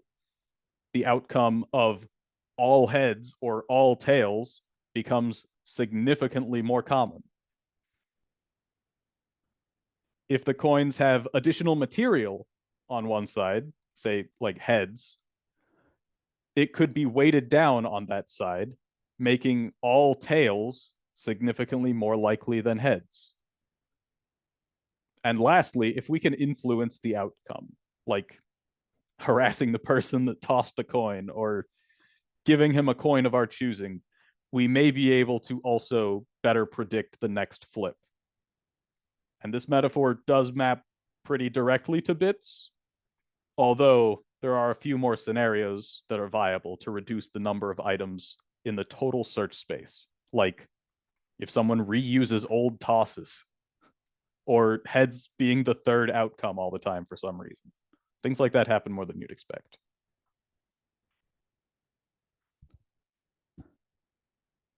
Again, always check your sources documentation for where you're getting your entropy. Entropy coming from the Linux kernel is pretty much like the bleeding edge of entropy, only falling back on pseudo-random number values, when pseudo-random number values being like hardware metrics. And it only does this when absolutely necessary. As mentioned, most languages built-in randomness generators are pseudo-random number generators, and they start with a seed, perform operations on that number so it appears random. But if you have the seed, you can follow the steps backwards to determine previous input and predict future outcomes. Cryptographically secure pseudo-random number generators are not immune to this, despite the name. But also in the name is pseudo-random. So while pseudo-random number generators are designed to resist the state compromise extension attacks mentioned in the last slide, this means that if you could see the state of the random number generator at every step in the past, it should be near impossible to guess the next one. This being said, there's still pseudo-random number generators. They're just more complicated. Each step within a pseudo-random number generator reseeds using gathered entropy. This step can be as simple as an XOR operation with new entropy. If there is none, if we have no entropy, they are functionally the same as a pseudo-random number generator.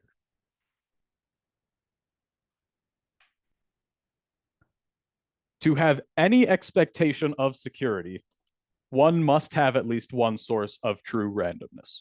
Software entropy generators are not random, or not truly random, and therefore they are not fit for security purposes.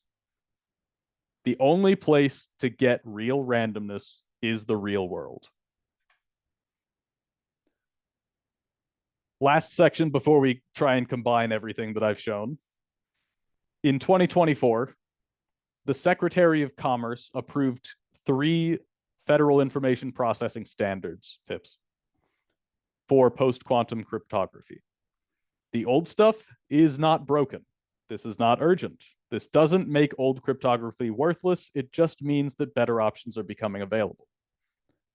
If setting up a new project and given the choice between elliptic curve and lattice-based algorithms, go with the latter. Speaking of lattice-based algorithms, it is fairly easy to visualize module lattice-based concepts. So let's look at it.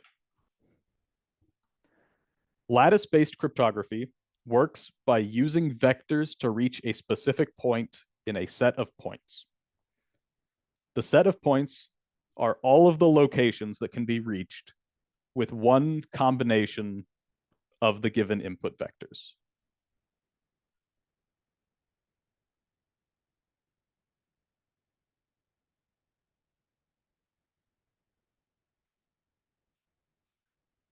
Pictured here is a 2-dimensional grid where the vectors could be something like 1, 2, and 2, -1. Those vectors are used to create the set of points shown. They are specifically every combination that can be used or can be done using those vectors.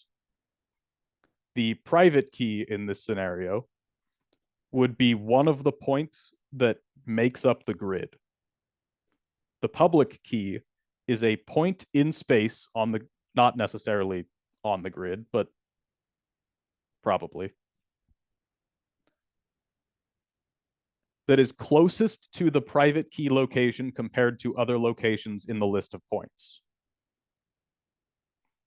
There is currently no way to determine how close a point is in space to a node in the lattice on the grid, in other words, without calculating all combinations of vectors that may end up there. And while this grid is 2D and may seem easy in this diagram, consider this task in n-dimensional space with m amount of vectors. The problem is significantly more difficult.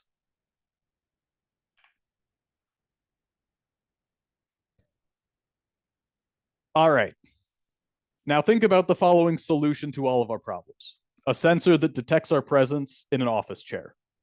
Perhaps we want to automatically turn on the AC when we're seated, keep the lights on until we get up, track our hours spent working, or whatever. As long as we have programmatic access to the information of whether our body is in the chair or not, we will have completed the task. No one really knows what the problem we're solving is. We can figure that out after we solved it. In a perfect world, we would grab an off-the-shelf presence detection system using like millimeter wave sensors that doesn't call home, uses known good primitives and protocols, and has a self-contained source of entropy. These are not as common as you'd hope. On top of that, recent tariffs might make any new purchases more expensive, so maybe using whatever's lying around is preferable. In this example, the hardware doesn't matter too much as long as the software you select meshes with the constraints posed by your hardware. And a good starting point is to think about the physical devices you are connecting, and virtual devices too. But the communication between devices is not much different from sending messages between people. If you want messages to get to the right place intact and without leaking information, you'll need cryptography. Beyond that, just consider the integrity of those systems.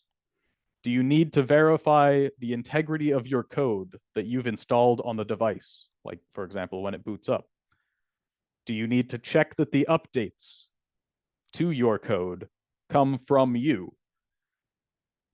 Or authentication works both ways. Does your server need to confirm the identity of your device? There are far too many questions that could be asked here, so let's narrow it down. And we don't have to go full bureaucracy on this, just like 1 or 2 iterations of thought. It's really going to help us determine where our efforts are best spent and save us time. So at what point do we have the most attack surface here? What is the biggest bang for our buck? In this case, sending data over the network has the most attack surface. And there will be more than one of these. There are plenty of attack surfaces to go around. However, no one lives forever. At some point, every decision in life becomes an optimal stopping problem. So let's take the first step. And this one is particularly helpful when you do not have much experience in this field.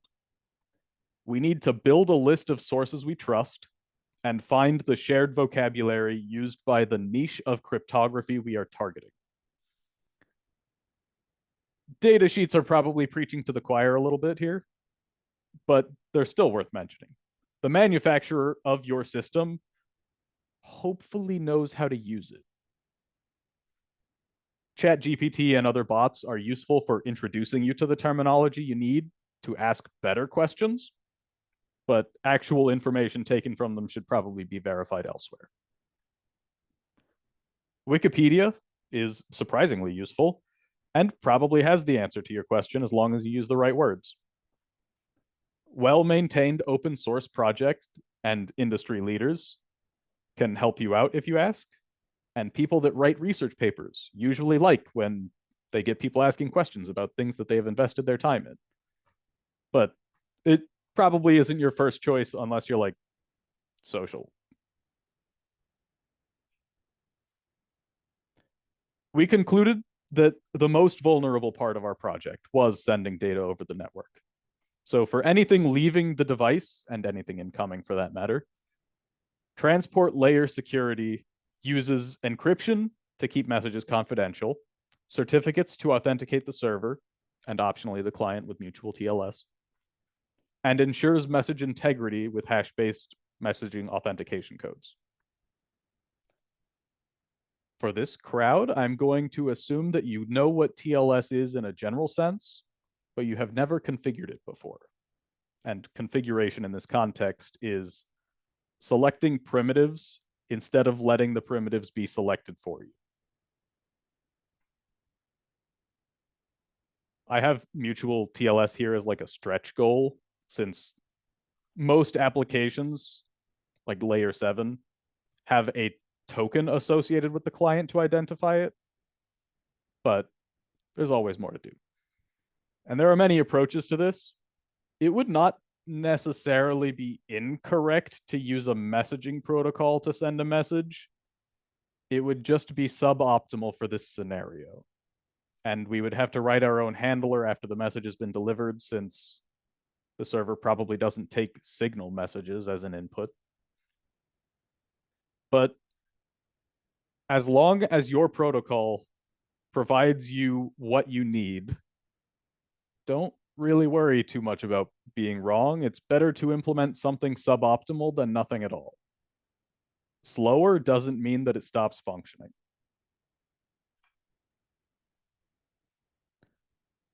So after deciding on a protocol, we need to know which primitives our protocol uses so that we can ensure that our device can support them.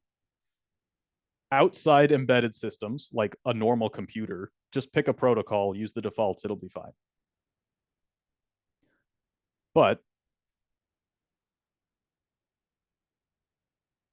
consider if our primitives will overlap in execution as well. For a device with constricted resources, things running at the same time take extra time, space, resources in general. So in the case of TLS, and a single TLS instance here, we don't need to run multiple primitives simultaneously. This may not be the case for devices that use TLS and another protocol, or make multiple TLS connections at the same time.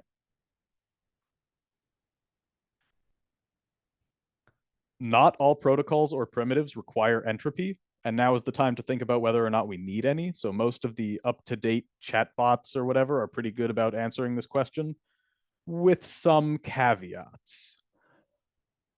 They may tell you things like verifying a signature requires entropy, because you need randomness to generate the private key used to sign things.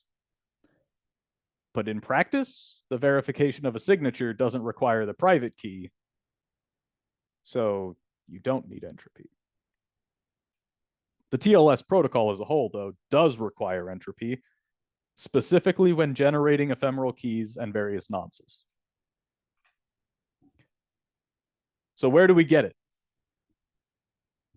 It is important to know where our entropy comes from, and true random number generators are hardware. So the device in the introduction slide uses an ESP32 chip, and I know people talked about that earlier. I know you know what it is. And it has an RNG generator built in. This specific random number generator uses noise from radio frequencies in Bluetooth and wireless spectrums, and additionally can improve that entropy with noise from the analog to digital converter if we turn it on. All of this comes from the datasheet, a trusted source. And the combination of these two sources of entropy mean that even if attackers can influence the noise received over radio frequencies, like being in the general area and turning things on, our entropy is still good enough for security use. Generally speaking, 256 bits of available entropy are enough to establish a TLS handshake, and a fraction of that is needed to generate nonces over an existing connection. We can definitely hit those numbers. If we had a device that did not have a true random number generator built in, there are methods to approximate randomness. We can also just have a hardware module to add on that generates it. The latter being preferable, but it's not always an option. This is probably my favorite slide. This is where people come up with crackhead ideas that academics are forced to just kind of throw up their hands and say, yeah, I guess. This does not condone these exclusively for secure operations, but they are like to entropy as salt is to a hash function. So floating pin reads, you're not supposed to do that. It doesn't give you good data. It gives you undefined data, which is not truly random, but it can be great for improving the quality of existing random data. CSPRNGs like Fortuna, that was previously used on Mac OS, used 32 pools of random data stored on disk. The random design of random number generators. Yes, I like that. I'm going to use that phrase. So 32 pools of random data stored on disk. Each pool is updated at a different rate, so it could theoretically take several years to find out the state of all of the pools given a true random seed.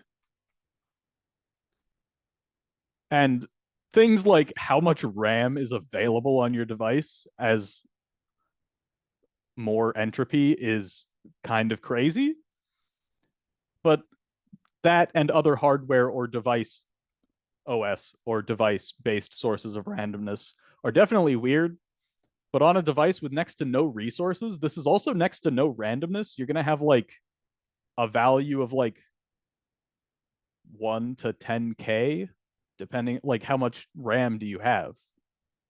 I think ESP32 has like 14K at the worst one, something like that. To clarify, people don't have to know what device you're using or OS to exploit this. They only need to discover that the seed falls within a consistent range. And if that is 0 to like 14 million, corresponding with your available memory, they might be able to do that math 14 million times. This premise goes for like everything on this list for that matter. In the dire case where your environment really can't provide a source of true randomness, at least know what you're falling back on. Back to TLS. We know we want to implement it on an ESP32. We should see what is built in. We should use, well, okay, we should see what's built in, use a library that specifically targets our board, or at least one that targets embedded systems in general. Here, I selected Embed TLS because it has good hardware integration. You'll likely need to make compromises at this stage, though. Don't let perfect be the enemy of good. And the signature here, speaking of perfect being the enemy of good, the signature is an elliptic curve digital signature algorithm rather than the lattice-based post-quantum ones that I talked about earlier. This is because those released in 2023. That's not that long ago. Adoption takes time. These aren't broken. We might as well use them. Anytime you're looking at cryptographic primitives in this context, just keep in mind that not all algorithms live forever. Many primitives start with really strong support and find fatal flaws in spite of their popularity. Like the hash functions MD5 and SHA-1 are no longer considered secure. Don't use algorithms that are known to be bad if you can help it. Asking chatbots what is considered to be secure can sometimes give you accurate answers on this, but the more recent the news is, the less likely you are to have correct information.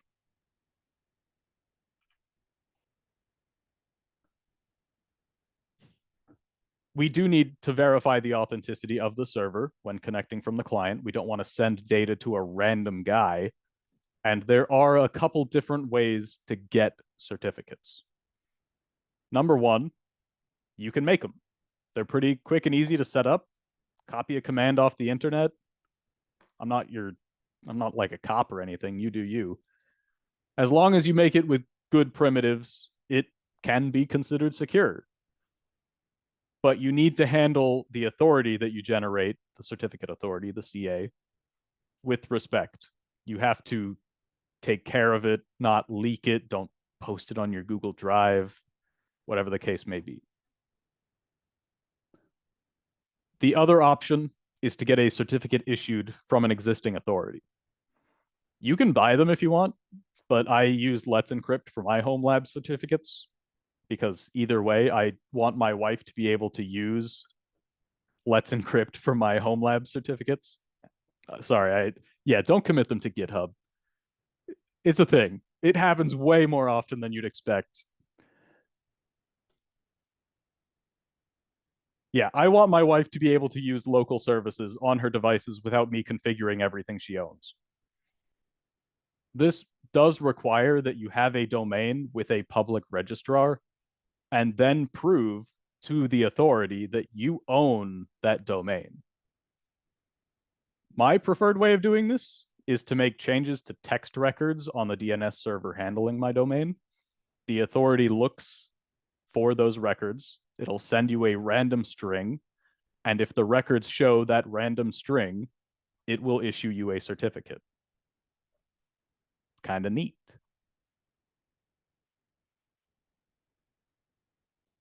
We're already at 12:03. I do have things I want to say, but I took too long already. So we're back at the beginning. This presentation has mostly been a discussion of the place of cryptographic protocols in the greater IoT space, some mistakes in approaching IoT security in general, and how people perhaps should be approaching this type of problem. IoT cryptography is just regular cryptography with arbitrary constraints. Knowing what your constraints are and selecting existing solutions that fit them is the whole game. This concludes the presentation. Does anybody have questions, critiques, concerns? I want to hear the answer to Craig's question about which firewall. Well, he was talking about switches, which I don't think that really matters, but like firewall devices should be used.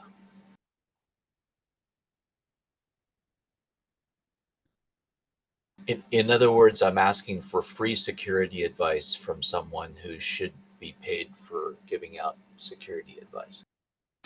It's okay, I'm not a lawyer. I, in my lab, use, I think it's OpenSense, OPN Sense. I am a Netgear hater. That router that I have, I know about because I have it. And not only is that issue a thing, but I can't even set the DNS server for my mobile devices using this thing. I can't have multiple networks. I have to have a separate device for my IoT subnet. And that's insane. So I've used, like, I think Dell has a firewall, like SonicWall. That's fine. Fortinet has a firewall. That's fine if you want. Those two come like pre-made, basically. But OpenSense has never done me wrong. It has a lot of plugins. It'll do what you need it to do. I don't think that that question is specifically cryptography, unless I misunderstood.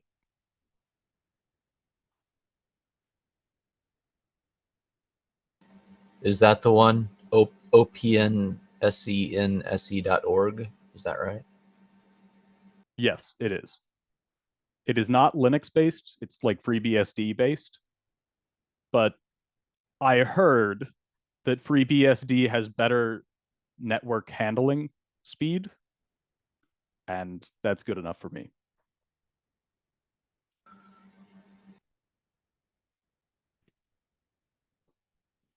I have never hit the cap on my network, so either way.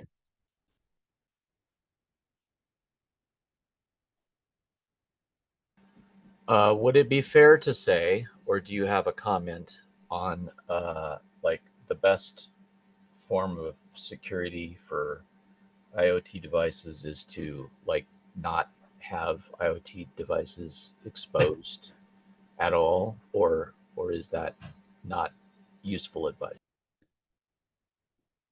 I think it's useful advice. If you can do it, if you can like white lab your IoT devices, that would be great. But things like Philips Hue lights need to connect to their home server to be controlled by Google Home. Would it be fair to say that not buying devices that need to be connected to a hub would be a good idea? Or at least devices that you can connect to your own hub. Yeah, that's what I meant. Yes. Not that I've been bitten in the butt multiple times by buying devices that required a central server and then having the central server go down because the company went bankrupt or whatever. I mean, that's never happened to me, and I'm not bitter about it at all. Oh, really? Which company was it? Well, this is going to sound really stupid, but the first one was ages ago, and it was a company called Cybico that you've probably never heard of, that made a little handheld kind of a toy thing that was just freaking cool.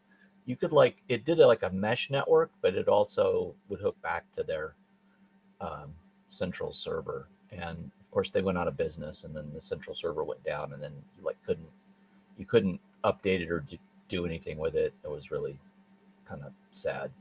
And then I don't remember the name of the company. I think I've blocked it from memory, but I bought a smart light some time back that was the same way, where it was like supposed to be like a kind of an open source smart light thing, and it was like, buy us and you can do all kinds of cool open source stuff, but the actual connection between the device and their server was completely not open source, and it was vulnerable. And the only open source part was like they had an API where you could like use your Raspberry or whatever to connect to the device and pull information down. And they went out of business because they had massive security vulnerabilities and got blocked by everybody. And then so I've never purchased, like, I've avoided IoT stuff like the plague. And I just recently bought a security camera from some junk company. But the only reason why I bought it was because it was capable of being used directly, WebRTC or something on the, like I can hook it up to a home server. I don't have to depend upon their thing, and they're doing the processing on the device and like nice sending me, like alerts and stuff through their server, but I can also just connect the camera directly. So yeah, I've had a lot of bad experiences, and friends of mine have had bad experiences with it. It's just like IoT just seems like a bad idea in general, but that's me. I'm damaged. I admit it. I think that's a fair assessment of how it's gone so far. IoT has been a bad idea because people haven't put enough effort into it. If they spent like a little bit of extra money, maybe not giving out their key randomly online or securing their device in any way. I don't know which ones I'm allowed to talk about because this is like a proprietary thing. So I don't want to say too much. Well, to this day, you can do a GitHub search for like password or certificate or whatever and just find gob tons of stuff. You really can. And Shodan combined with that is incredible. I swear people could make like full state surveillance systems from Shodan. For more context, Shodan has like a list of unsecured cameras. You could just look at them, connect to them. They're internet connected with no authentication.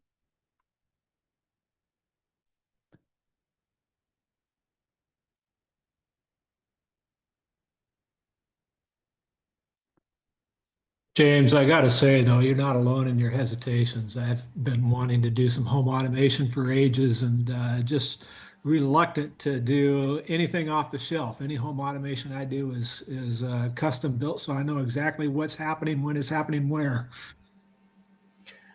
Yeah, actually, I was thinking about asking, like,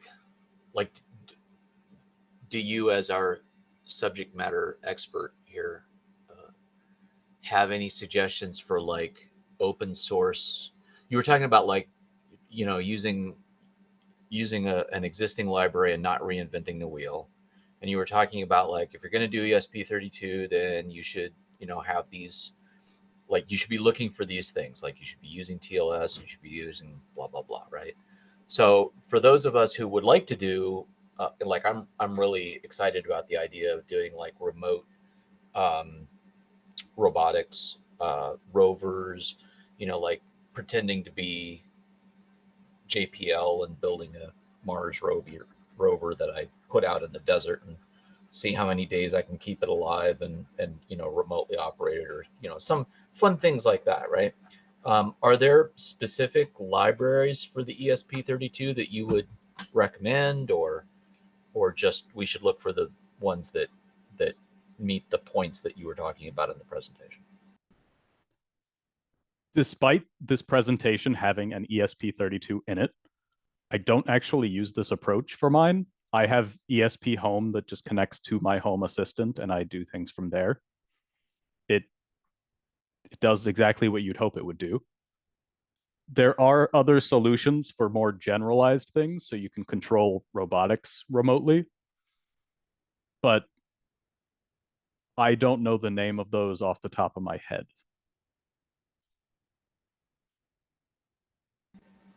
Cool. So another thing that I thought about with doing like remote control robots is just using a cell phone as the remote end and having it reach into a service of some kind, like a well-regulated service, to pick up commands or to drop off data, as opposed to trying to do anything cryptographic on my own. Just a thought about the direction that I'm heading, in case that has any potential problems.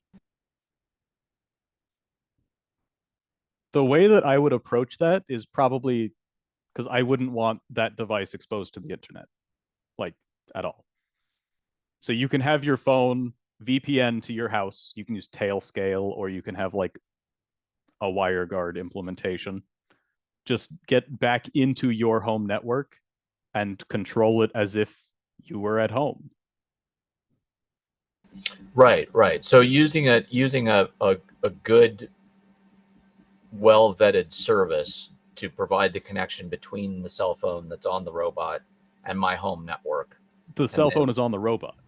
Yeah, that's what I'm talking about. Is like instead of like trying to use something that's very low power and very so my feeling on this is like cell phones are relatively secure, right? Like I can use a cell phone and it has good or decent security built in by people who know what the heck they're doing, right? So if I use that to access something, then it's very unlikely that that connection is going to get hacked. That's my thinking. You tell me if I'm wrong. That is a good thought process. I would think about how you're going to update that device if you can't be there with it. Normally, phones are designed for you to sit in front of it and like press the OK button or reboot it. There are probably ways. I haven't looked into it for phones specifically.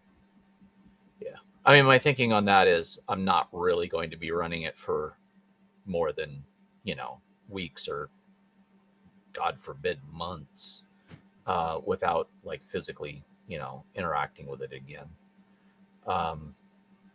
So, I would just manually do the updates to that. But the thing about it is that cell phones are so cheap these days, like you can get them for next to nothing. And they provide so many like sensors and all kinds of cool stuff on board. Like, why buy an ESP32 and then have to buy an external camera for it, right? I can just buy an old cell phone, or not a super old cell phone, but like a relatively old cell phone. Get it all updated, put it in the robot, send it off to do its thing while it, connects back to me through some secure link. Anyway, again, it's just the idea is just like avoid doing IoT if you can possibly do that. I feel like that's still IoT. You just have less constraints. And having less constraints, it's just a normal computer on a robot.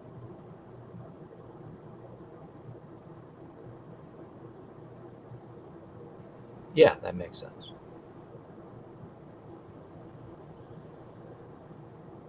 That is an interesting concept, though. I feel like I could really bother my wife while I'm away. Yes, exactly.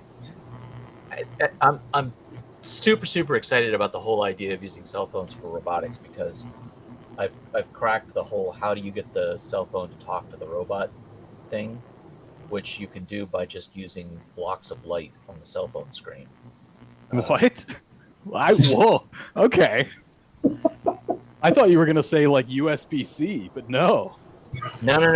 USB isn't. The problem is that there are actually, believe it or not, very few phones that will charge at the same time that they're connected via USB-C. So you run the cell phone battery down pretty fast, right?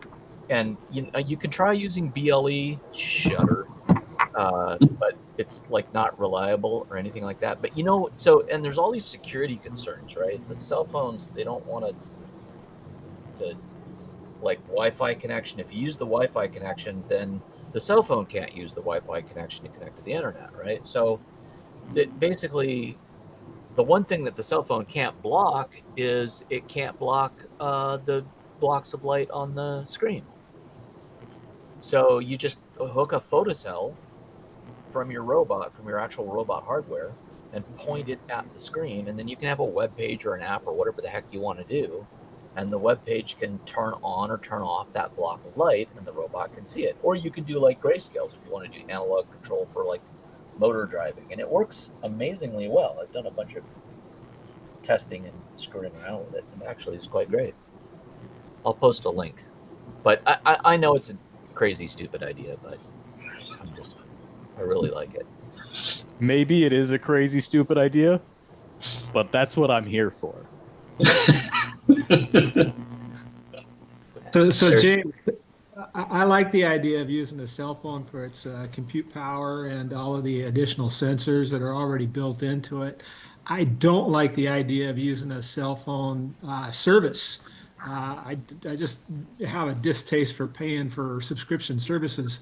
But another aspect is one of the places that I tend to want to use my robots. There's not very good, if any, cellular coverage. And so what I do in that circumstance is use a telemetry radio, RFD 900X or 9000X, something like that. It has some cryptographic capabilities built in. Plus, there are a number of just codes that you pair pair up a pair of these telemetry radios, and they seem to be pretty secure and quite functional, fast. They've got like a 40-kilometer range.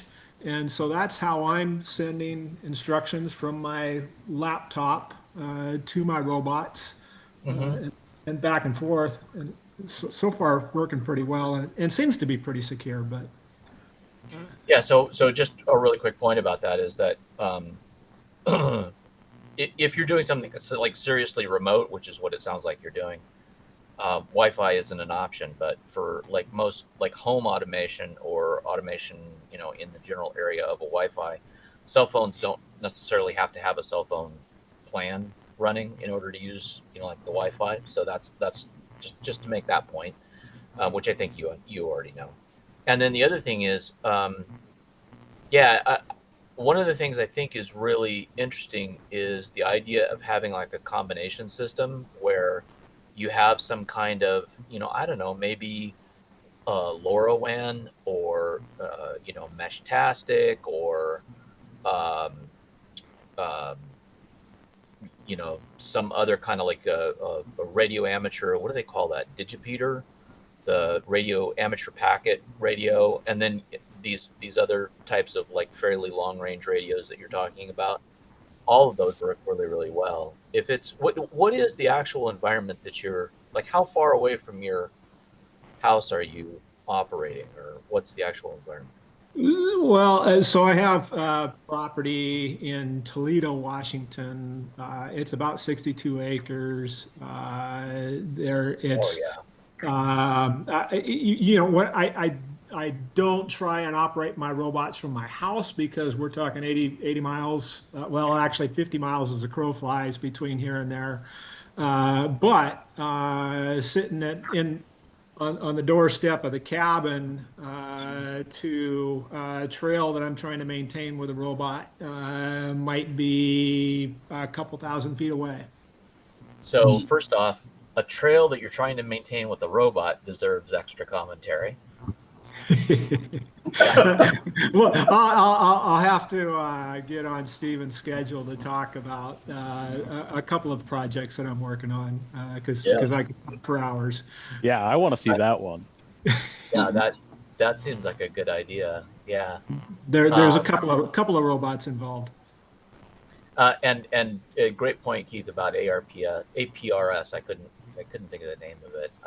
It used to be packet radio back in the very, very early days, but I guess it's a new name now. That was I went after my ham license way back in the day, which is now lapsed, because I wanted to be involved in that system. And yeah, people still use it. You can still go and like track people's cars, and people are sending information about like where they are and what the temperature is somewhere and all that kind of stuff over that system. It's cool as heck. Got to get back into ham radio. Yeah. All right. It was a very nice meeting all of you. I do need to drop now. Yeah. Take care. Thank you so much, Connor. It's been awesome.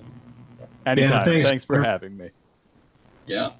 Yeah, but I like this idea of there being like one type of radio link that's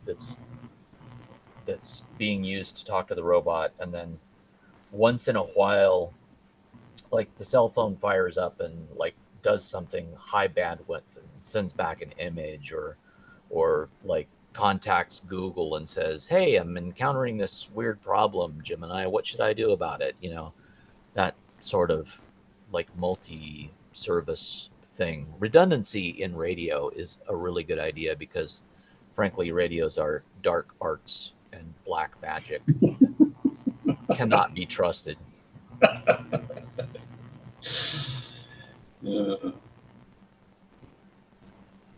have a whole history with BLE that I will not take any contract that involves working with BLE. It just no, nothing is worth. I would rather starve to death than go through that again. It was so bad, so bad. And I people tell me, oh yeah, I've got these brand new headphones and they're just the best, and my ear pods are wonderful, and blah blah blah. And then I'm like talking to them, and all of a sudden the audio goes out. I'm like, gee, I wonder why that happened. Well, the same reason all the gaming headsets come with a separate dongle. Like the one I'm talking on now, it comes with Bluetooth and a dongle, and like the dongle just is 100% just works. Yeah, and it works all day, every day. Whereas the Bluetooth drops out every so often when I'm talking on it. It's just like, nah. Yeah, this is one of the things that I found when I was working with it, is that unfortunately the BLE spec is written in such a way that there can be too much variation in two different vendors' implementations of it, right? So I don't suppose this is actually the issue with the gaming part of it. But what can happen is, like, even if it's a single vendor that made both the control and the video game console, right? And so they should be able to talk to each other really, really well. Somewhere in that room, there's a cell phone made by a vendor who implemented the protocol incorrectly in such a way that it interferes with the BLE from the matching pair, right? It's BLE is just, we need to move on.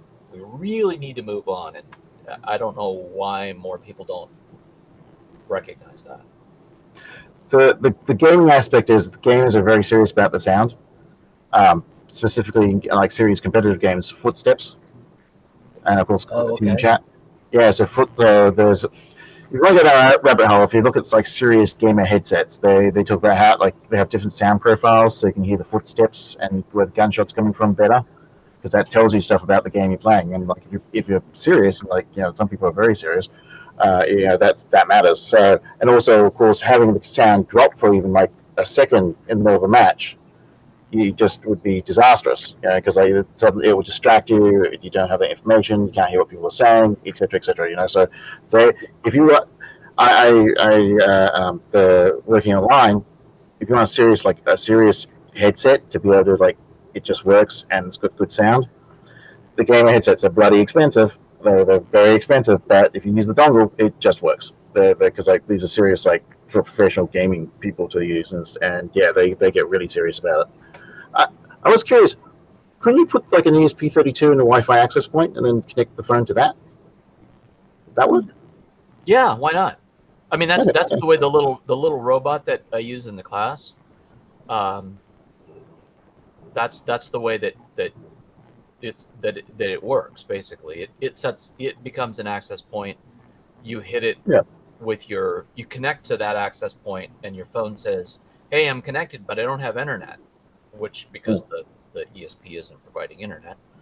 And then you say, "Okay, that's all right," and then you go to an IP address, and the ESP serves up a web page, and you're looking at a web page that's served from the little robot, and that web page has opens up a WebSocket connection back to the robot again, and then the controls that are presented on the website allow you to drive it or send input to it or whatever, and you get data back from it and so on and so forth. Works great.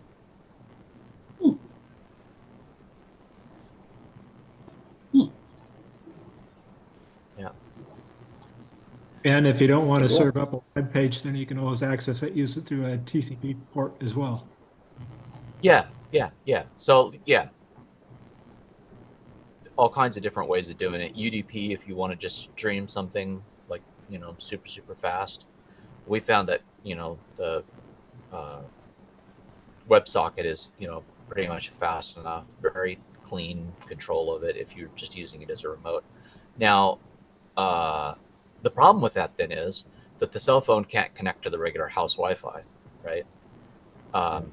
So then what you can do is you can do it the other way around, where you give the robot the SSID and passcode to connect to your Wi-Fi in your house, which then is a security vulnerability, because anybody who's I guess they wouldn't be able to because it's not an access point anymore. I don't know. That always concerns me. But anyway, the point then is that the robot can connect into your house Wi-Fi, and then you can talk to it on whatever IP address your router assigned to it. Finding that is difficult, but can be done. And then your cell phone can both talk to the robot and talk to the internet, which is kind of cool. But then what I wanted to do was put the cell phone on the robot, have the cell phone grab a web page from GitHub that has all kinds of stuff on there, like accessing the cell phone camera and the other sensors that are in the cell phone and doing all kinds of cool stuff with it. The problem with that then is that that web page then is not allowed by the browser on the cell phone to talk to the insecure connection to the robot. So the web page is secure, HTTPS, and it can then, you can say, yes, go ahead and access the video camera, go ahead and access the sensors. You can have access to all of that. But then as soon as you do that, the cell phone can no longer talk to the robot anymore because that's an HTTP connection and it won't allow it. So, I mean, you can write an app that would do it, but I was trying to do something that would not require installing anything on the cell phone. You could just use through a browser. And then that's when I hit upon the idea of using just light. And so, you can put a cell phone in the little robot. The screen is displaying the code from a website, which is the one that's on that link. And then you can just change the intensity level of the light blocks in order to drive the motors on the left and the right. And you can, run your robot around using code that you wrote on the web page. It's a really crazy solution, but it works. I hate the phone's locked down that much. I really do. I'll get off my soapbox in a second, but it's just it's so sad these little computers are so locked down. It's I can't get a serial console out of that thing and charge it at the same time. Seriously? Yep. Really? Yep. Yeah, it's I believe it. I'm not saying it's not, it's just some engineers nah, we won't make this fun. Yep. That's why you've got to get a Google Pixel and de-Google it. Is that like installing your own version of Linux or something on the Pixel? Is that what you're talking about? Absolutely. I They have an unlocked bootloader if memory serves. haven't. So that Far. you can actually put your own OS on the. Well, now just in that case, just go get a Python. Yeah. I've been having a lot of fun with the Picos, for one thing, and then the Raspberry Pi 5 is actually, and this is another thing I really wish we had more subject matter expert on, is the Raspberry Pi 5 actually has a dedicated pipeline from the camera into the GPU on the unit, which most computers, as far as I can tell, the only way you can take images from a camera and use the GPU to process those images is the CPU has to copy the data across. So you have to get a frame from the camera through the CPU into the GPU, and then you can process it there and pull data out of it and do fun things with it. But the Raspberry Pi 5 actually has like a direct non-CPU connection between the two, which I think is really interesting. And people I'm sorry. I'm sorry. I'm terrible. I'm bad at like not jumping over people in calls. I'm very bad at it, and I apologize. But wouldn't DMA kick in there? Well, I mean, that's how you would do it if you were building a microcontroller system or something like that. But you know, the people who are building these little computers, like the Raspberry Pi 5, or like a standard PC, they don't seem to be doing that, or at least that doesn't seem to be possible. Now, maybe there is a way of setting that up, and I just haven't been able to find it yet. But this whole thing of doing like machine vision using the GPU is actually a very new area, and there's a bunch of companies, like robotics companies, that are selling super expensive, super high-end systems that do that. Oh, because like PCs have had DMA since the year dot. Like, yeah, I'm certain there's other people here remember Confixis DMA, setting the DMA settings in the Confixis back in the day. Yep. I mean, there's probably a way to enable it, but I have yet to find a machine vision program for the for a standard PC that doesn't just use, you know, the CPU to copy the data over into the GPU. Which, and I think part of the thinking of that is that everybody seems to be really focused on doing individual frame image analysis and not doing image analysis of motion, of what's going on between two frames, if that makes sense. Mm-hmm. So one of the things I want to do is do structured light stuff, and that's what these robotics companies are doing, is they're using structured light to do scanning, and part of that is they're doing differences between two frames or between two cameras, where they're taking, like, okay, this image has the light turned on, the structured light turned on, and this one has it turned off, or has it as a different structure or something, and what's the difference between the two? And being able to do a frame subtract on the GPU is like super, super fast, right?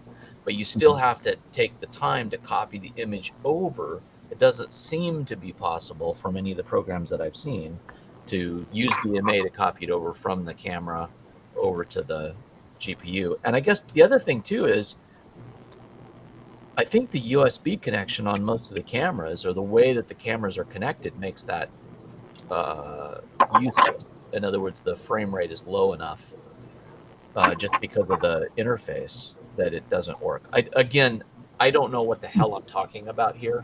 I'm just like trying to explore it, and this is what I seem to be running into. And this has nothing to do with cryptography, so we should. Well, I was thinking we get to a general conversation, right? I was like, all right, I'll keep going. Okay, well, I'm gonna wrap up recording. This has been kind of a fascinating post-meeting conversation here. So, you know, you're welcome to. Looks like there's only a few of you guys left, but just Craig, reach out to me there with regarding sharing about your projects. They sound fascinating. Will do.